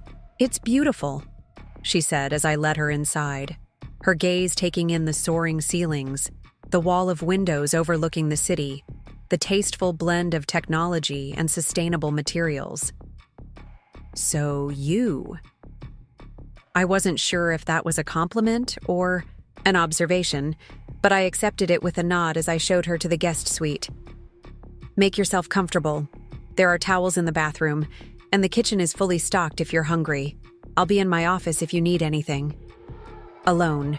In my office, I finally retrieved my father's letter from my bag. The envelope was sealed, but not addressed beyond my name, suggesting its contents were meant for me regardless of the circumstances of its delivery. With a deep breath, I broke the seal and unfolded the single sheet of paper inside. My father's handwriting filled the page, shakier than I remembered but still recognizable in its deliberate formation of each letter. The date at the top was from 3 weeks earlier, suggesting he had written this well before his pneumonia had taken a serious turn. Dear Olivia, it began. If you're reading this, it likely means I've either gathered the courage to finally give it to you, or circumstances have forced Diane's hand in delivering it. Either way, these are words I should have said years ago, face to face, rather than hiding behind paper and pen. I settled back in my chair, prepared for yet another apology, another expression of regret for past mistakes. But what followed surprised me. I want to tell you about your mother, not as my wife, which is how I've always framed her memory, but as the remarkable woman she was in her own right. The brilliant scientist, the dedicated researcher, the passionate advocate for environmental innovation. All the parts of her that live on so clearly in you that I tried so hard not to see because they reminded me of everything I couldn't understand about her. My breath caught. My mother had died when I was 15, and in the years that followed, my father had rarely spoken of her beyond superficial remembrances. How beautiful she was, how much she had loved me. The intellectual side of her, the professional accomplishments, her scientific mind, these aspects had faded from family narrative, existing only in my own increasingly distant memories. Caroline was working on geothermal energy applications before she became ill, the letter continued. Your grandfather funded some of her early research. Did you know that? It was their shared passion, the project that bonded them while I remained on the periphery, always slightly bewildered by their technical discussions. She had theories about sustainable implementation that were considered radical at the time, approaches that the scientific community dismissed as impractical. I hadn't known this. My mother's research had focused on renewable energy, yes, but I hadn't realized her specific interest in geothermal applications. Hadn't connected this to my grandfather's land purchase or my own eventual career path. This missing piece of family history felt monumental. a link that had been deliberately obscured. When she died, your grandfather continued supporting the research privately, convinced her theories would eventually be proven correct. The land he purchased, the land he left to you, was part of that vision. He identified it as a potential site years before, based on Caroline's models and predictions. It wasn't worthless at all. It was the physical manifestation of your mother's intellectual legacy, a legacy he entrusted to you because he saw in you what I refused to acknowledge: her brilliance, her vision, her determination. I set the letter down momentarily, overwhelmed by this revelation. My company, my technology, my success, all of it had roots deeper than I had realized, connections to work my mother had begun decades earlier. The land hadn't just been a fortuitous inheritance. It had been a deliberate passing of the torch, an entrusting of unfinished work to the daughter who might complete it. I was jealous, my father continued, echoing his earlier confession about the college letters. Jealous of the connection between Caroline and her father, of the intellectual bond they shared that excluded me. After she died, I transferred that jealousy to your relationship with him, to the similar connection you were developing. The college letters were part of that. My fear that these prestigious science programs would take you further from my world and deeper into hers. When your grandfather died and left you the land, I saw it as his final victory, claiming your future for Caroline's legacy rather than allowing you to follow my path in business. I didn't understand then that it wasn't a competition, that you weren't choosing between us but finding your own way that honored both. I brushed away unexpected tears, the complex tangle of emotions, grief, anger, understanding, too much to process all at once. All these years, I had believed the conflict was simply about money, about control, about my father's favoritism toward my stepbrother.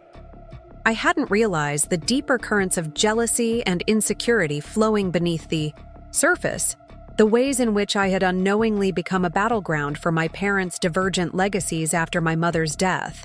The final irony, my father wrote, is that you've achieved exactly what Caroline always envisioned: practical implementation of theoretical concepts, the bridging of scientific innovation and business acumen. You've become the synthesis of both your parents, taking the best of each of us and creating something entirely your own, something revolutionary. I have no right to ask your forgiveness, not for the college letters, not for disowning you when you refused to surrender your inheritance, not for the years of silence and rejection that followed. These were unforgivable betrayals by a father who should have protected and nurtured your potential rather than feeling threatened by it. But I do ask that you know this. I am deeply, immeasurably proud of you, Olivia. Not because you've succeeded despite my failures, not because you've achieved wealth and recognition, but because you've remained true to yourself, to your vision, to the values your mother instilled in you before she was taken from us both. Whatever happens, whether you choose to maintain our tentative reconnection or decide that the damage is too great to repair, please carry this truth with you. You are the best of Caroline, the fulfillment of her unfinished work, the daughter she would have been so proud to know as a woman. With love and regret, your father. I set the letter down and leaned back in my chair, tears flowing freely now. So many pieces falling into place, so many mysterious motivations suddenly illuminated. My father had been fighting ghosts all these years, my mother's memory, my grandfather's influence, his own insecurities about his place in our family's intellectual legacy. It didn't excuse his actions, didn't erase the concrete harm he had caused, the opportunities denied, the years of estrangement. But it offered context I had never fully understood, a perspective that shifted my understanding of our family history in profound ways. A soft knock at my office door pulled me from my thoughts. Diane stood there, hesitant to intrude but clearly concerned.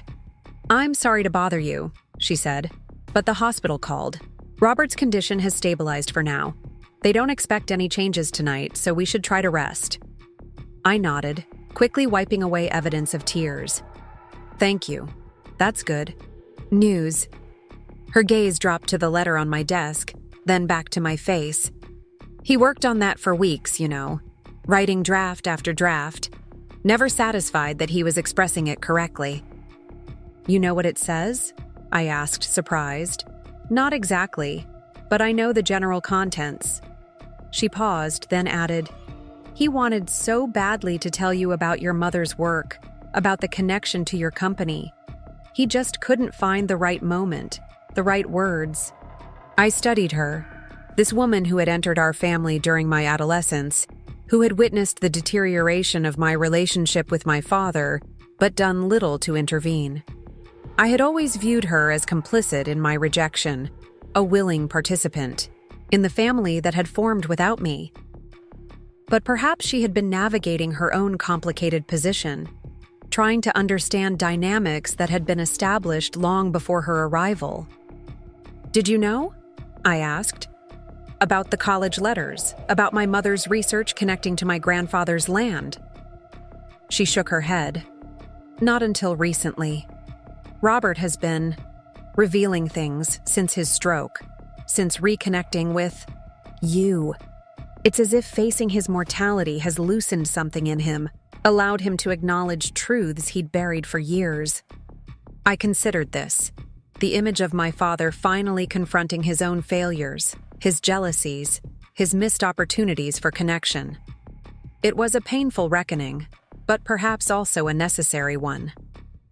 The hospital said visiting hours begin at 9 tomorrow, Diane said, changing the subject to more immediate concerns. Should we plan to go together? Yes, I agreed, setting the letter aside.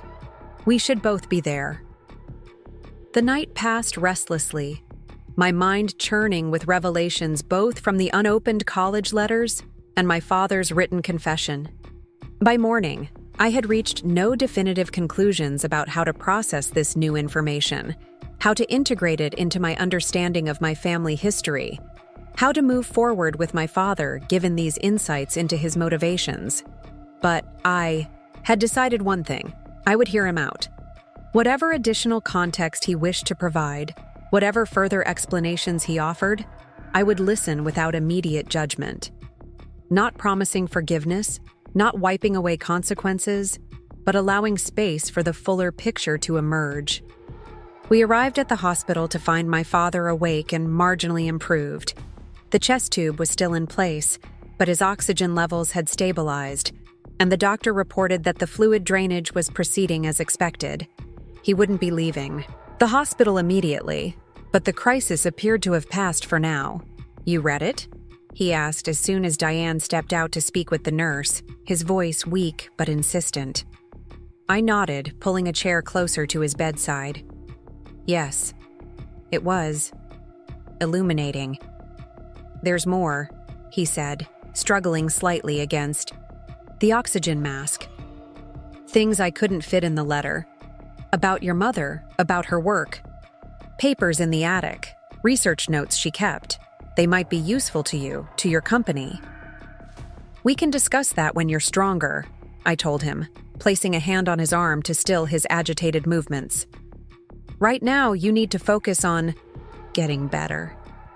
He shook his head slightly, frustration evident in his expression. Time is precious, Olivia. I've wasted so much of it already.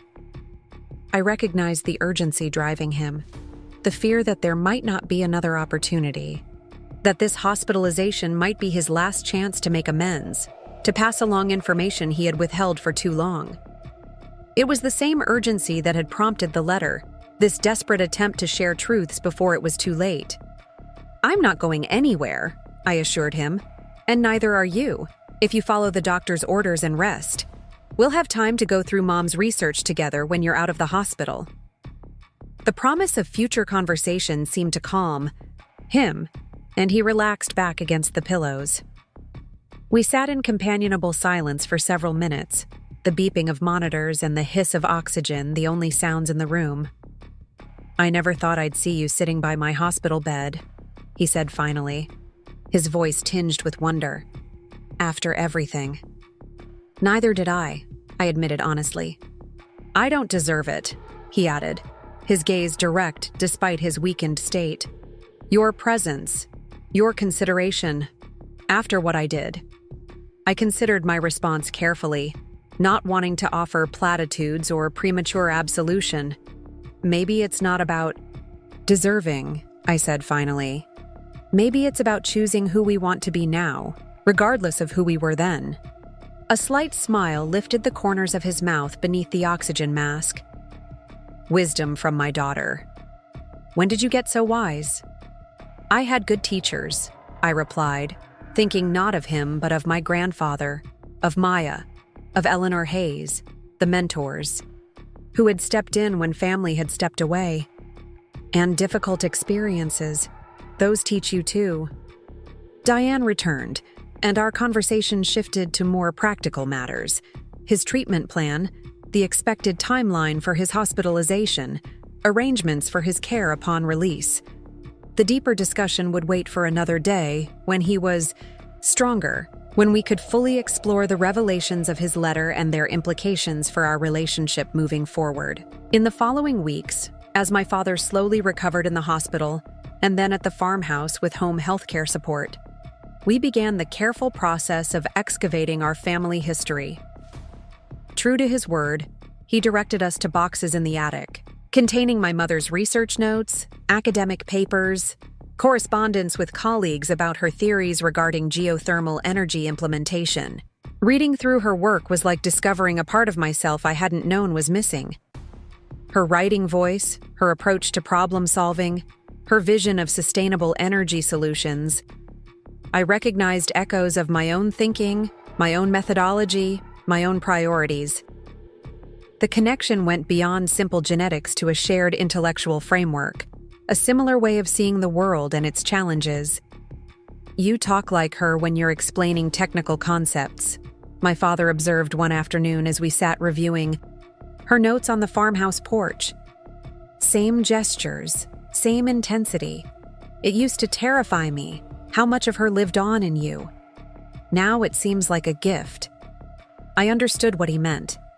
The loss of my mother had created a void that neither of us had known how to navigate.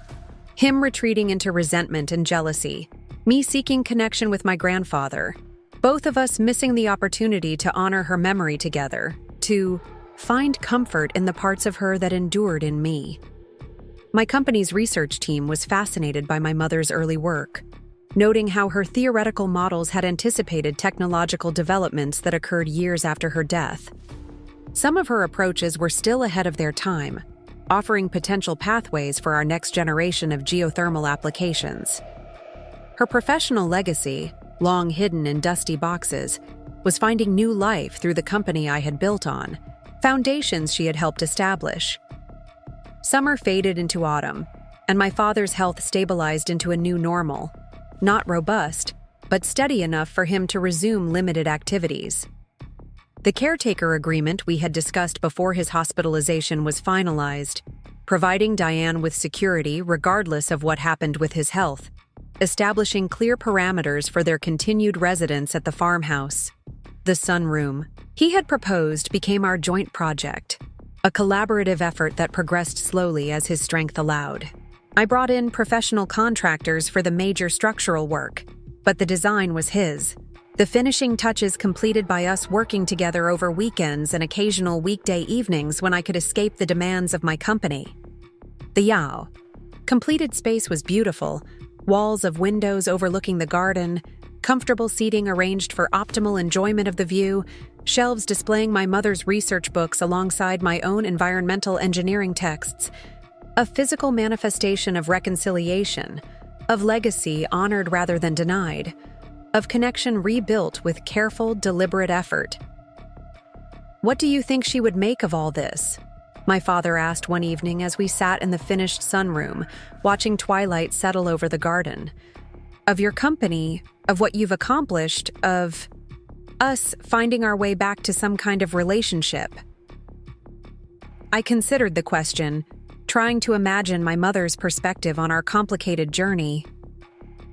I think she'd be proud of the work, of the technology we've developed based on her initial theories. That would matter to her. And the rest? He pressed gently. I think she'd be sad it took so long, I said honestly. Sad about the years wasted, the connection broken, but maybe also relieved that we found a way forward eventually. She always believed in second chances, in the possibility of repair and renewal. It's what drove her research, finding ways to heal environmental damage, to restore what had been depleted. He nodded, accepting this assessment. She was a better person than me, more generous, more forward-thinking. You're learning, I offered, not as empty comfort, but as acknowledgement of genuine change. We both are. The mansion remained my primary residence, the center of my professional life and independent identity. But the farmhouse had become something unexpected, a secondary space where family history was being re-examined and reclaimed, where tentative new connections were forming, where the legacies of both my parents could coexist without competition or resentment. Not a fairy tale reconciliation, not a complete erasure of past wounds, but a careful reconstruction on cleared ground, building something new from the materials of the past. One chilly November afternoon, as I helped plant bulbs in the garden that would bloom in spring, my father watched from his chair on the porch, bundled against the cold but insistent on being part of the activity, even if he couldn't physically participate. I've been thinking about your grandfather's watch, he said when I joined him for a break, warming my hands around a mug of tea. How he passed it to me, and I to you. And then I demanded its return when I said you were no longer family. I nodded, remembering the weight of that moment, the symbolic severing it had represented. It was never mine to take back, he continued. Family isn't something that can be revoked, regardless of what cruel words are spoken in anger or fear. It persists, even when damaged, even when denied. Sometimes, I agreed cautiously, unwilling to offer blanket absolution for all family bonds regardless of harm caused. When there's something worth salvaging. Yes, he acknowledged. When there's something worth the effort of rebuilding. He paused, then added more softly, Thank you for deciding I was worth that effort. I considered my response, wanting to be honest without being cruel. I didn't know if you were at first. I just knew I was tired of being defined by your rejection, tired of letting that moment when you told me I wasn't part of the family anymore shape everything that came after. And now? He asked, his vulnerability evident in the simple question. Now I think we're building something different. Not erasing what happened, not pretending those years didn't exist, but creating a new kind of relationship that acknowledges both the pain and the possibility. He nodded, seeming satisfied with this answer. Not a Hollywood ending of perfect reconciliation, not a complete absolution of past sins, but a realistic assessment of our complicated, imperfect progress. My phone chimed with a message from the office. A reminder of a meeting I needed to prepare for, of the company waiting for my leadership, of the life I had built separate from family legacy or approval. I would leave soon, return to my mansion with its view of the city, to my successful career and independent identity. But I would come back to the farmhouse too. Not out of obligation, not out of guilt, but out of choice, to continue exploring, my mother's research to check on the chickens with their distinctive personalities, to see what bulbs emerged in the garden come spring, to continue this careful, deliberate rebuilding of connection with the father who had once told me I wasn't part of the family anymore, but who now sat bundled against the cold to watch me plant flowers he might not live to see bloom. I should go, I said, finishing my tea. Early meeting tomorrow. Of course, he nodded, no guilt or manipulation in his acceptance of my departure. Another small sign of growth, of respect for the boundaries and commitments of my independent life. As I gathered my things, I paused at the edge of the garden, looking back at the farmhouse with its new sunroom catching the late afternoon light. Not my home, not my primary space, but a place where something meaningful was taking root alongside the flower bulbs and vegetable plants. Something tentative and fragile, but also surprisingly resilient, like family itself. Complicated, imperfect, sometimes damaged beyond simple repair, but also capable of growth, of adaptation, of finding new forms when old ones have been irrevocably altered. My mansion awaited, the home I had built for myself, the symbol of success achieved without family support or approval. But the farmhouse would remain too, this unexpected middle ground where reconciliation was being carefully cultivated, not as a return to what had been lost, but as the creation of something new from the cleared ground of our shared history. Two spaces, two aspects of who I was and who I was becoming. Not a choice between them, not a competition for my loyalty or identity, but a complement, a both and rather than an either-or. And for now, for the first time in years, that felt exactly right. Up next, you've got two more standout stories right on your screen. If this one hit the mark, you won't want to pass these up. Just click and check them out!